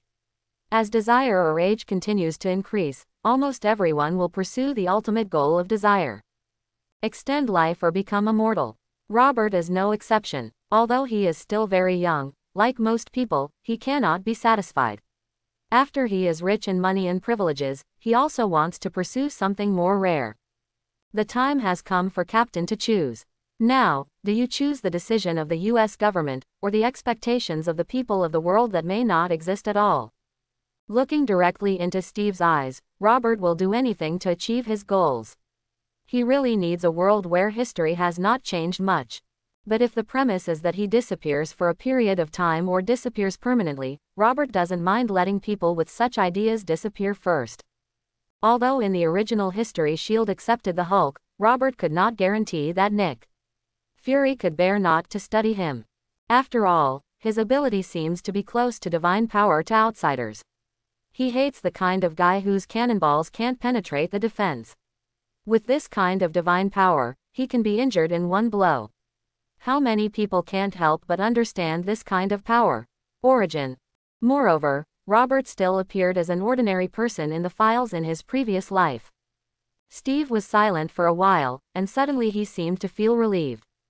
I think the people of the world might need you to go to S.H.I.E.L.D. When Captain America finished saying this, Robert was almost ready to fight him, but he never expected his next words. But I think the United States is a big part of the world and the hope of the world. So I decided to follow the government's decision. TCH, why is the big gangster still the hope of the world? If it disbanded earlier, maybe the world would be safer. Although he was very dissatisfied with Captain America's words, Robert still didn't show it. Instead, he acted happy, as if receiving the support of Captain America was an encouragement to him. Steve, I'm sorry for the decision you made. When the two reached an agreement, they looked at each other and smiled, but unexpectedly, a one-eyed old black man dressed in black suddenly walked out. There is only S.H.I.E.L.D. Director Nick Fury in Marvel who can have such a special appearance. Captain, I'm sorry for your final decision. Since you guys have no intention of cooperating, I think I have to be tougher. After speaking, he waved his hand, and a group of armed men with live ammunition walked out of the deserted bushes and even jungles on the suburban roads. The number of them was at least 300. Steve, I never thought this would happen. Looking at the S.H.I.E.L.D. personnel surrounding him and Robert, Steve felt it was his fault, so he apologized. He also expressed his apology with practical actions. He picked up his shield and made a posture to defend himself against the enemy. Nick Fury was also very upset when he saw this, and now that things have come to an end, he has begun to regret it. If the initial anger may have been caused by the damage to the majesty of S.H.I.E.L.D., then the subsequent mobilization of the 10 action teams under S.H.I.E.L.D. was purely to vent personal anger. Commonly known as the top. But now that we have reached this point, Nick cannot give up without encountering absolute resistance. Captain, give up your fearless struggle and come here. This is your last chance. Nick fought for it in the end because he still valued this captain who served the country and the people very much. Steve not only has the ability, but also has a willing and dedicated heart, which Nick Fury himself feels is very similar to him. Nick Fury, Director of S.H.I.E.L.D., I think you should know what you are doing. Are your actions authorized by the Pentagon? Steve didn't speak, but his attitude was very clear from the action of raising his shield. Seeing that a war was about to break out, Nick Fury wanted to bite the bullet and order action, but then Robert spoke. Nick, S.H.I.E.L.D. is under the direct jurisdiction of the World Security Council, and all its actions are directly authorized by the leaders of the participating countries in the council. After a pause, Nick Fury looked at Robert and said word by word. One of the leaders of the participating countries is the President of the United States. Robert stood opposite the S.H.I.E.L.D. director and almost laughed out loud after hearing his words. Originally, he had prepared for the worst and had a direct conflict with S.H.I.E.L.D., but now Nick's reaction gave Robert a guess. Nick, I haven't received authorization from the president yet, but I think he will not object. I will give him a written explanation after this time. Jingle. As soon as he finished speaking, his cell phone rang. In an instant, Nick made a gesture of sighing in relief, and then was quickly covered up but was captured by Robert. It seems we can't fight today. Robert knew quite a bit about Nick Fury. If the SHIELD leader really wanted to fight with someone, he wouldn't talk nonsense. He wouldn't even show up until his men finished their mission, but this time he rarely showed up before the action. On the surface, he was trying to save Steve, but Sunday felt that Nick had a deeper reason. "Sir, a regiment stationed in New York City is confronting us. They are trying to break through. In addition." Cole's somewhat helpless voice rang on the phone. It turned out to be news that was even worse than it was now. "Nick, go on." Looking at the American soldiers in front of him and the captains of the 7 action teams on his side, Coles brought worse news to Nick Fury. "Sir, according to reliable information, the U.S. military already has a division preparing for action. If anything happens, they are likely to arrive within 15 minutes. The continuous bad news originally made Carlson very powerless when he knew about it, but when the news reached Nick's ears, his reaction was surprisingly dull. "I understand, you should retreat. This operation is declared to be an exercise." For some reason, Carlson, who had been with Nick Fury for a long time, felt relieved in Nick's tone. A hallucination. After muttering something in his mind, Carlson was attracted by the current events. U.S. Army Lieutenant Colonel. "Everyone, if you don't get out of the way, I think we will have to force our way in." After saying this, the soldiers under his command immediately started to take action. Upon seeing this, Carlson quickly went to prevent an unnecessary misunderstanding. "Lieutenant Colonel, we are just conducting a drill this time. Now that the operation is over, please help yourself." Finding a more respectable excuse, Carlson led the SHIELD action team to evacuate. On the other side, Nick, who was confronting Steve and Robert, took a deep look at each other and planned to leave Director Fury. But when he was about to withdraw, Robert suddenly called him to stop. Nick turned around with a bit of surprise, not sure what Robert wanted to do. "The current situation is not what I want. I have always had a friendly attitude toward SHIELD. I know you want to know the source of my ability so that I can more effectively maintain world peace." Nick Fury's expression changed several times after Robert spoke, from initial surprise to uncertainty after he took the initiative to show his kindness, to finally happiness after Robert expressed his stance. "If you, Director, can guarantee that you will not restrict my personal freedom, I think I will be very happy to visit SHIELD." Nick Fury.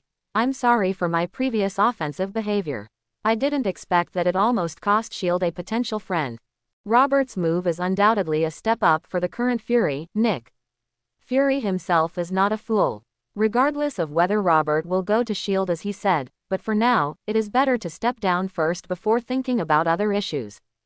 A crisis was eliminated, and Captain America finally forgave Nick when he apologized, and after sending Robert home, he followed him back to SHIELD. "I really envy you for having a house like this. Robert, you can have it anytime if you want. Ha ha ha, you and I both know that's impossible. If I go back to the army now, what rank should they give me? General or Marshal?" The last words Steve said before leaving left Robert speechless. It is true that Captain America was praised too highly during World War II. At that time, many Americans even asked him to run for president. Although the subsequent death of the U.S. Army and the end of the war weakened this voice, for some special reasons, the U.S. military needs a spiritual leader. Steve, who died in the war and made great contributions before the war, became a target of the U.S. military. At that time, Captain America was promoted as a dead man by the top brass of the U.S. military at the time. He could not threaten their position anyway, so with the help of various factors, he was almost transformed into a god. Just live in the story. If he suddenly appears in the world one day, perhaps the most embarrassing people will be those who promote him. Robert thought to himself that it was a good thing that he didn't have the blessing of the protagonist's halo like Captain America. Otherwise, if he was the one being promoted, he might not be able to live the life he is living now. When he got home, he habitually turned on the TV as background music. The only thing Robert wanted to do now was to open the stock market and see the latest Stark stock price. $451 US per share. It seems to have gone up a bit. Wait, $451 US per share. He wiped his eyes in disbelief, and after realizing that he had indeed read correctly, he quickly changed the TV channel that was playing the soap opera to the news channel. Tony Stark was found last night. Affected by this news, Stark's stock price has been rising continuously since last night. The latest and hottest news was playing on the news. When Robert saw that Tony was about to hold a press conference in 3 hours, he was so frightened that he could not hold his hands firmly. How could it be so fast? As he spoke, Robert hurriedly sold the more than 300,000 shares of Stark Company he held. He was really Tony after being stimulated in Afghanistan and came back to cut off the most profitable department of his company. This almost offsets the news of his salvation, because the loss of Stark's pillar industry and the loss of his soul are similar, and may even be more serious. It was already 5 o'clock in the afternoon when Robert sold all the stocks. Due to the good news that Tony had been found, Robert had almost no worries about selling the stocks in his hand. Account balance, $160 million. Robert made a net profit of $50 million through this wave. He felt that making money like this was like robbing money. So I decided to shut down Stark Industries' weapons business. Just like in history, Tony started his operation. Fortunately, Robert, who had a profit, successfully escaped. If he had found out about Tony's return 2 hours later, it is very likely that more than $100 million would have been trapped. Perhaps money is the least important thing in his eyes. While he was sighing about life, he didn't know that General Wells in the Pentagon was angry that his plan failed. Old Mousy is really useless. Shield Nick Fury had come to his senses at this time, and he was keenly aware that he was being used with a gun today. Sitting in the office looking towards the direction of the Pentagon. Snort. With a slight hum, Nick picked up the dedicated phone. Natasha Romanoff, agent, your mission is temporarily over, I have more important things for you to deal with. A secret contest began, and Robert didn't care much about it. I'm afraid today's things are not that simple. After watching Tony announce his decision on TV, his uncle and company chairman Obadi was there trying to explain. What Robert was thinking about was that he was surrounded today. Shield Chief Nick Fury was probably just being used. This can be seen from his attitude when he first appeared, and in the end it seemed that the US military had solved the siege for Robert. There are traces of a series of conspiracies behind this. If Robert doesn't want to pay attention to these, he must have enough strength. It seems that I have to get the weapon Howard prepared for me. Watching Tony being gradually taken away from the camera on the TV, Robert muttered to himself. Robert always did what he said. He just picked up the phone and wanted to call Dean and ask him to help look up Tony's number, but as soon as he raised his hand, Robert hesitated. Forget it. Sighing in his heart, Robert finally exited the dial-up interface, opened the mobile browser, and searched for Tony's address. Don't doubt that for an arrogant and face-loving playboy, his home address is definitely not difficult to find online. In Tony Stark's residence in California, Tony, who had just downsized the reactor, the first thing he did after returning home was to upgrade the old version made in the cave. Tony, Pepper, can you do me a little favor? Pepper, what? Help me change something, ah. With that said, Tony put the new reactor he had just upgraded into Pepper's hands, and he unplugged the old model. Pepper, is that what made you escape from that place? Tony, that's right, okay, now, there's a wire attached to the bottom of this thing, all you have to do is plug it in. Isn't there any danger in this? Won't. Seeing Tony's determined eyes, Pepper tentatively held the wire with one hand and inserted the other hand into the hole in Tony's chest. Oh, what is this? A wet and greasy feeling, as if touching the nose, made Pepper uncomfortable and couldn't help but scream. Tony was about to answer that it was an organic compound, but a blue light hole suddenly appeared in front of his eyes and interrupted him. Oh, where did we go this time? Walking out of the space door he made was a simple application of Robert's space power. In his heyday, he could even open hundreds of such doors at the same time. Even though he has internal injuries and cannot release the power of space unscrupulously, he can still maintain such a wicket for a while. Did you come right this time? After searching the internet for a long time, he found several places that seemed to be Tony's address. Robert didn't want to use his military connections anymore, so he had to use stupid methods to try them one by one. The first location is in New York, just drive there. If this location isn't there, the second location in Washington might be a bit far. Robert touched his chin more than 10 minutes ago. At this time, he was still thinking about things with normal thinking.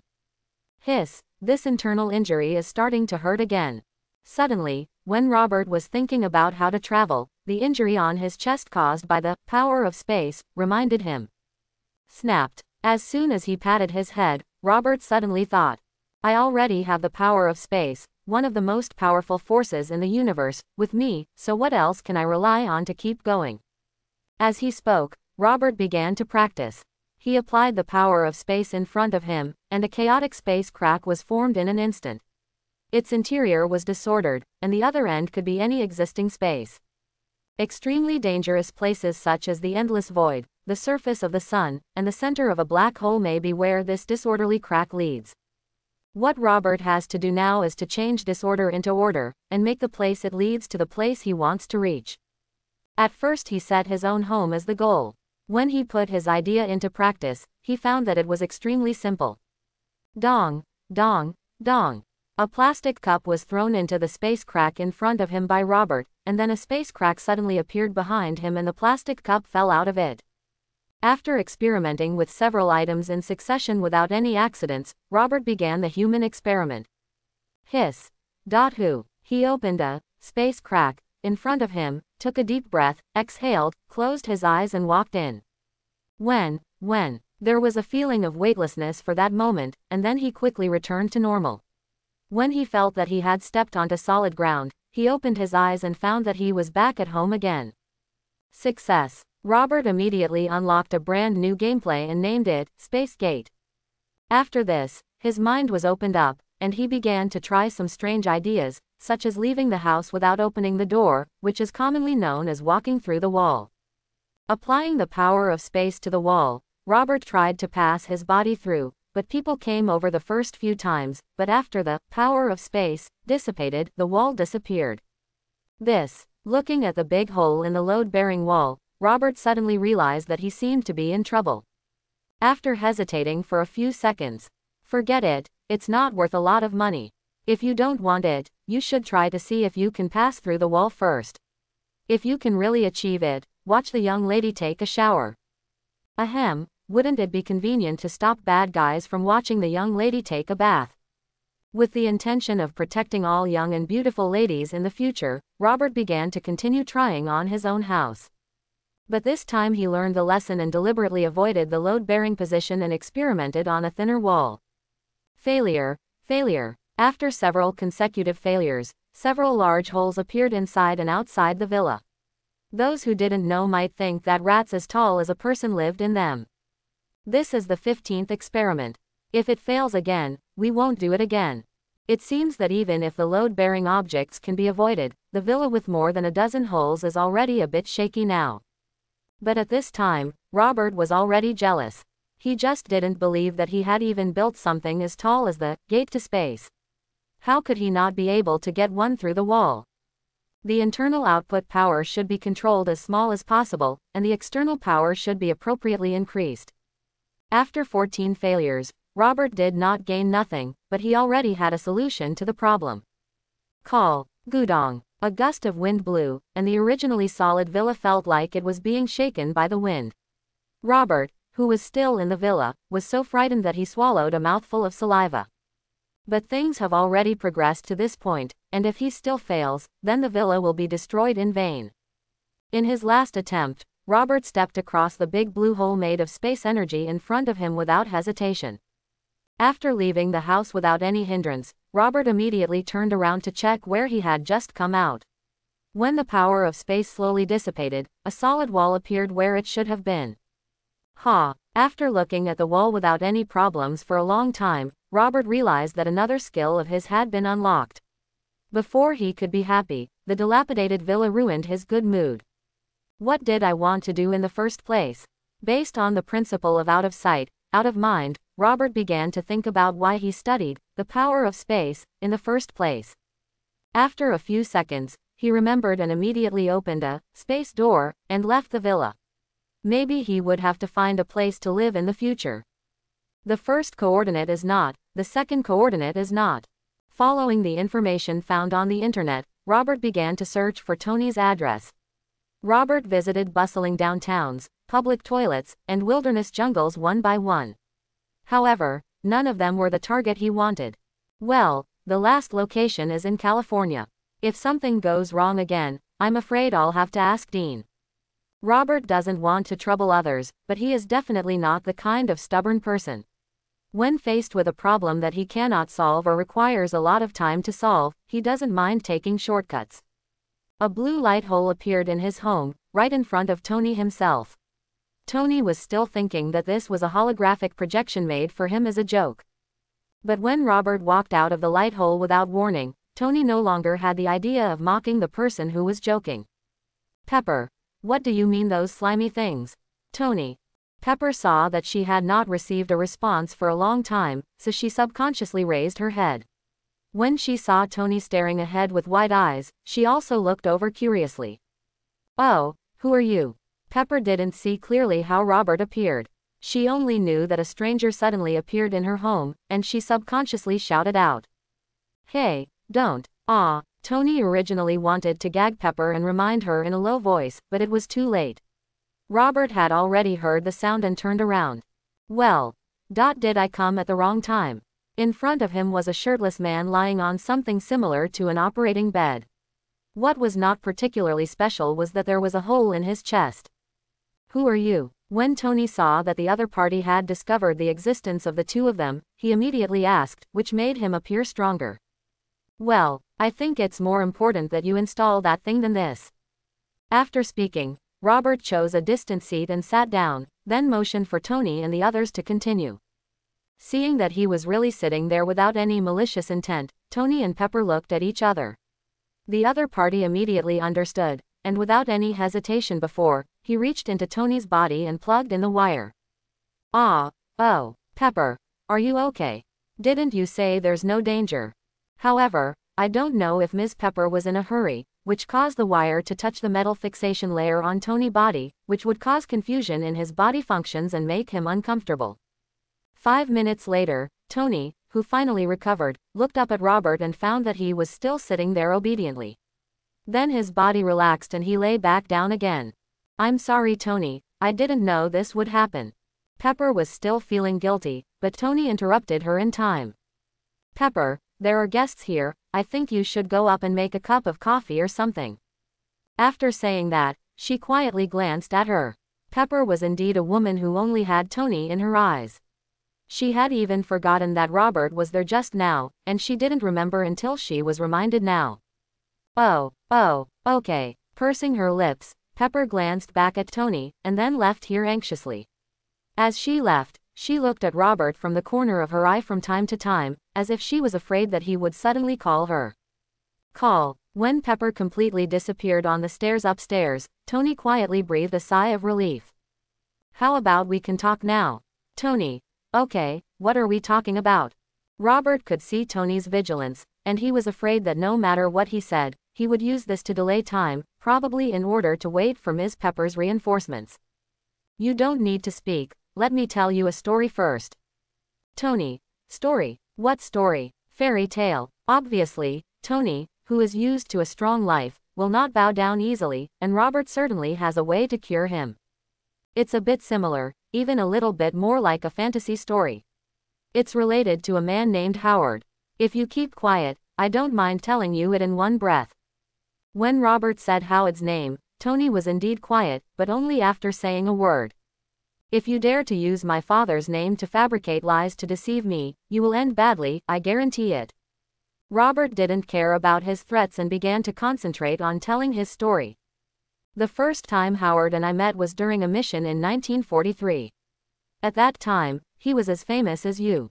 After that mission, Howard built a weapon specially for me, but due to technology the reason is that it cannot be carried and used temporarily. Then on my last mission, my opponent was an organization called Hydra. Their leader, the Red Skull, used a magical thing to create a weapon that could destroy half of the world. That thing made his fantasy come true and ultimately destroyed it. Lost him.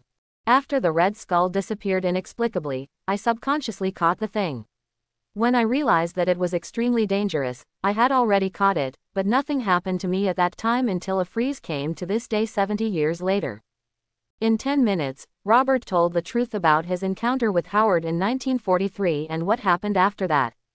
Tony Stark's expression changed from disapproval at the beginning to half-belief after the story was told.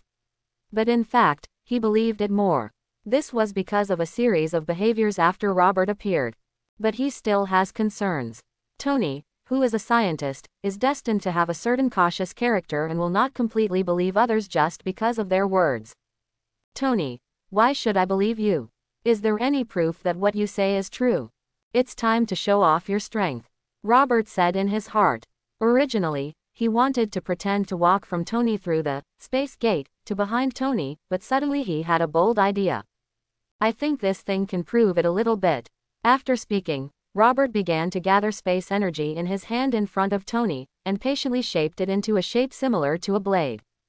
It's down there. Tony is still in there, and the guy who didn't know why he appeared is also there. Dang dang dang. A burst of messy and rapid footsteps accompanied Pepper's shout, and at this time Robert's gadget was ready.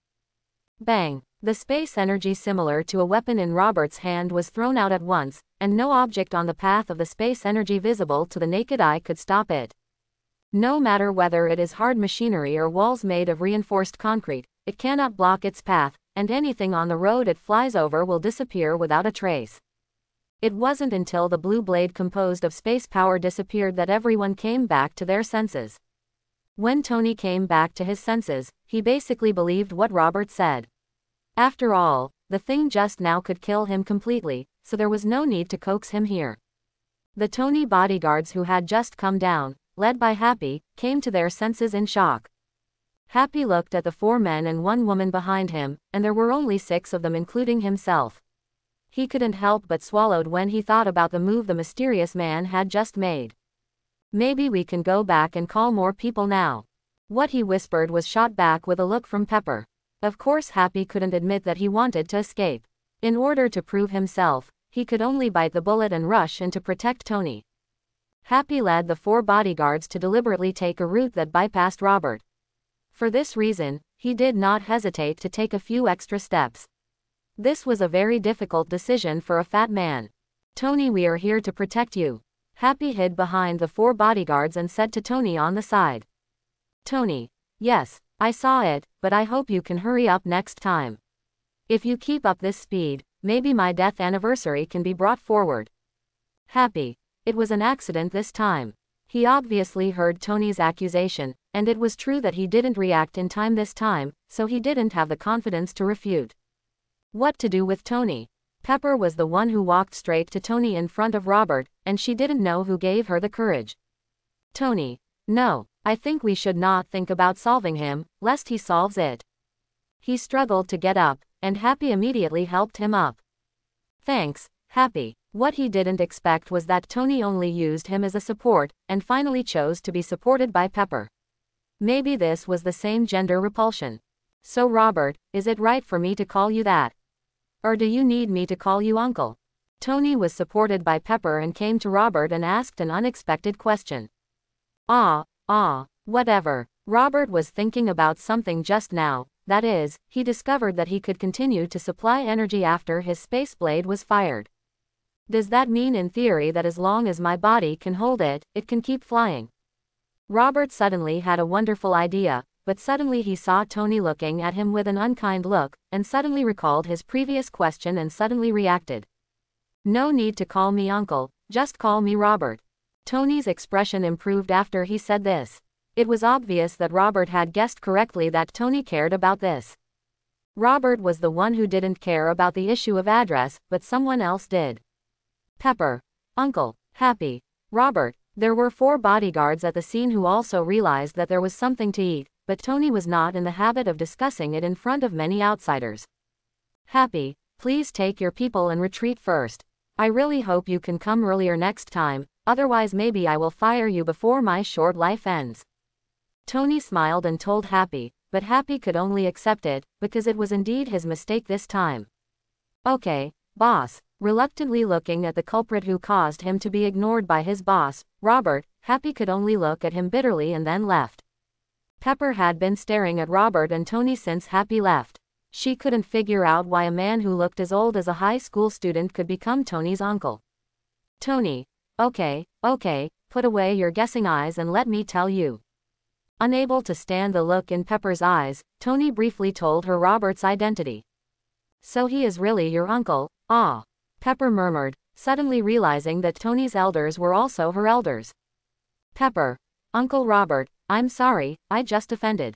After reacting, Pepper hurriedly apologized to Robert, but her move made Tony blush. Robert, who originally felt weird being called uncle by a beautiful woman, finally decided to give him face again after looking at Tony's eyes. To be honest, you really don't need to call me uncle. My actual age is even younger than you, so just call me Robert, just to avoid making everyone awkward. Tony. Yes, Pepper, just call him Mr. Robert. There is no need to call him old. You should know that at his age, he may not have a girlfriend yet. Don't let the girls misunderstand him because of your name. Pepper. Is that so? Robert. Yes. Seeing Robert's cooperation, Tony couldn't help but give him a satisfied look, and then thought about taking Pepper away to discuss some issues alone. Pepper, I think you really have to go make a cup of coffee this time. Robert is a real guest now. We have to be polite, don't we? Oh, yes. After Tony said this, Pepper was sent away and hurried upstairs to make coffee. Now you and I are the only ones left here. What are you doing here? You can't just come here to tell me a story, right? Tony, who no longer needed support, walked to Robert and sat down, asking him. Well, I think I made it clear just now. Your father made a knife for me, and now I'm here to get it. Tony, I think Howard wouldn't give that thing away casually. Now, tell me about your conditions at the time. When Robert saw this, he couldn't help but admire his shrewdness, but in the end he still wanted to struggle. Why not? Does Captain America know? He just got a shield from your father. Robert was stunned as soon as he finished speaking. It turned out that Tony took out a holographically projected bill and placed it in front of Robert. This is a receipt from Stark Company during my father's time. Among it is Captain America's shield, which was paid for by the government, but your record is not found in it, Robert. With the bright documents in front of him, Robert thought that Captain America was getting weapons for free thanks to the halo of the protagonist, and he also used this as an excuse to get the weapons, which made Robert's fantasy come to nothing. Okay, your father did put forward a condition to me at that time. Seeing that he could not fool Tony, Robert could only tell the truth. Tony, so my father's condition in exchange is for you to take action 3 times. Robert, yes, that's right. Tony looked at Robert for a while and found no flaws, and finally believed him. Okay, then let's go find the treasure you mentioned. To be honest, I still have an impression of it. It should be one of my father's most precious things. At the end, Tony did not forget to state the preciousness of what Robert asked for in order to drive up the price. Collection area. After rummaging around, Tony and Robert failed to find the knife made of vibranium. Pepper. Your coffee is ready. Are you looking for something? Maybe I can help. He raised his head from a pile of items and saw Pepper coming down with coffee. Tony hurriedly walked up and picked up a cup of coffee, took a sip and said, "Thank God, a helper finally came. I didn't know I had so many collections. Come and help Pepper, let's find another knife." After saying that, he put the coffee tray aside, and Tony pulled Miss Pepper to be his coolie. Pepper. Oh, okay. Robert had been rummaging there from beginning to end, and now he had basically confirmed that the knife was not here. Suddenly he noticed that there was a junk scrap area in the distance. Hey, there's no way there's anything you want, I guarantee.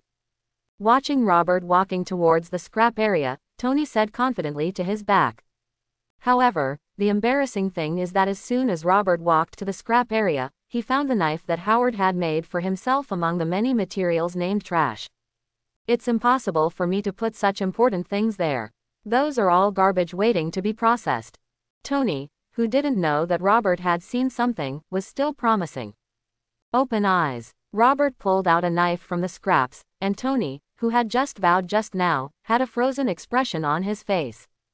Robert was too lazy to care about him now, and reached out to pick up the vibranium knife. Tony had already come over at this time. Hearing Robert's doubtful voice, he also put his eyes on the knife. Any questions? Tony asked Robert after looking over and finding nothing wrong. Didn't you notice that it wasn't firing? Robert put the knife in front of Tony and showed him. Tony, what's this? Although this thing is hard, there are still substances on the earth that can make it open. You give it to me and I will help you open it, but under this condition. Hee. Robert knew that Tony was ready to raise the price, but he had no choice but to sharpen the blade by himself. He really couldn't do it. I can find your father's treasures in the garbage. It seems that your family is indeed very rich. Even the treasures can be thrown away as rubbish.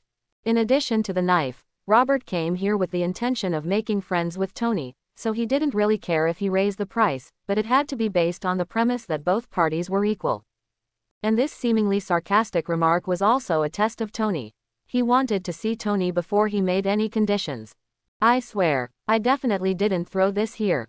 Faced with Robert's sarcasm and some questioning tone, Tony did not lose his temper arrogantly but began to explain. Pepper, do you know who it is? Pepper. I don't know, maybe it's cleaning. At this time, she saw that Tony was serious, and she immediately did not dare to say that she usually cleaned this place herself, and instead passed the blame to the indoor cleaning. Tony, get her off immediately, I don't need someone who messes with things. Robert stood aside and looked at Tony, who was a little angry. Whether it was true or false, it represented an attitude. Okay Tony, I believe you, then let's talk about the terms now. Walking over and patting him on the shoulder, Robert was obviously satisfied with Tony's reaction. Oh, I really didn't know those people would mess with things. Just now, did you mean the conditions were right? He seemed to be still angry and a little dizzy, as if he didn't hear Robert's words clearly. Yes, I mean let's talk about the conditions. After saying it again, Tony nodded after making sure he heard it clearly. Suddenly he didn't know if he was a little hungry because he was angry and consumed too much. I raised my watch and saw that after a lot of trouble, it was already midnight, almost early morning. Tony, are you hungry? A bit. Pepper, go prepare 2 midnight snacks for us, okay. If you're hungry too, prepare 3. Pepper. Oh. She was a little confused. She didn't know what conditions the two people were talking about just now suddenly wanted to eat. But even if she didn't know the reason, Tony had already told her that she could only prepare the supper obediently. Okay, everyone has left, now tell me what you want to do. Are you leaving? Well, okay. Tony also specifically looked towards the stairs, and he was relieved when he found that Pepper had really disappeared on the stairs. I don't need you to do too much for me. I have the ability to solve future problems, but now I have more important things. So, Robert raised his eyebrows and guessed what Tony wanted him to do, but he was not sure yet, so he asked. There is only one condition in exchange for this knife, and that is that you go check something for me. When I was captured by terrorists in Afghanistan, they showed me a batch of weapons, all of which were products of Stark. Robert, I guess those things didn't come out through your hands, did they? Tony said without hesitation, of course. But suddenly he remembered something. His face suddenly stiffened, and he said the words even though he didn't want to. Maybe someone else did it in my name. It goes without saying that someone can do things in Tony's name. Except for his secretary Pepper, no one else really has that ability. This should be the reason for sending her away. I need you to investigate the reason for the leakage of that batch of arms. I just need to investigate and I can solve it myself. What about this condition? Robert knew that the source of his confidence was nothing more than the steel suit that later became world famous. Okay, this is not difficult for me. Robert shrugged his shoulders indifferently, and he was indeed as relaxed as he appeared. If he wasn't afraid that Tony would suspect him of being a ghost or something, Robert would be able to reveal the mole in Stark Company right now. Good, it's yours now. As he spoke, Tony put the knife made of vibranium into Robert's hand, his movements almost as if he had some other intention. You just decided to give me an unedged knife. What can I do with it? Can I kill the enemy with one knife? Robert's current reaction was obviously what Tony wanted to see, and he now had a bright expression on his face. He seemed to be saying it in a playful way just for fun. Don't you have the ability to control space? You can try to put that thing on the knife. Maybe it will be more effective than the original knife. Robert took Tony's joke seriously. As if a door had been opened by something brand new, he directly applied the power of space on the knife. Ben, The power of space, condensed from Robert's hand, was instantly transferred to the sword, and the blade was instantly covered with blue space energy. If Robert hadn't been holding it, even a weapon made of vibranium would have been swallowed by space. Oh by it. Tony held his head, unable to believe that Robert had actually pulled off his joke. Come and chop this to test its power. Tony, who was not too concerned about the excitement, pointed at the steel pipe in the room and asked Robert to test its power. Wave, slashing towards the steel pipe, it was like holding a water jet in an instant. The steel pipe melted into the water without any resistance, but the section that was chopped never appeared again. Oh my God, what an invincible ability! From Tony's perspective, the steel pipe was cut in half instantly, and he couldn't help but be surprised when he saw no resistance at all. It's just average. After curling his lips, Robert planned to take away the power of space. It could be seen from his words that he was a little disappointed. This is also true, because he can make a light knife condensed from the power of space out of thin air, and the effect is similar to the current light knife based on vibranium. Seeing that Robert seemed a little dissatisfied, although he didn't understand the reason, Tony still said it for his own benefit. I think that thing just now is very good. Although I don't know why you are not satisfied, I regret to inform you that I do not support returns. After giving Tony a speechless look, Robert said in order to make him relax. I didn't even think about returning it. Seeing that his expression didn't look like he was being hypocritical, Tony believed it and spoke out. So much the better. As he spoke, Robert put the knife in his hand in front of Tony, saying that he asked him to keep it for him. In fact, it was because he had lost interest in it. But one thing Robert may not realize is that all the energy he gathered just now was put on the knife. His body only existed as a medium at this time, so the pressure he endured was minimal. And if he simply uses the power of space to make a disembodied weapon, then he will become a carrier that carries this energy, and the pressure on his body will naturally be great. If Robert could understand this and use the vibranium knife properly, his combat power would be improved by several levels, but alas. I hope everyone will support it and subscribe more.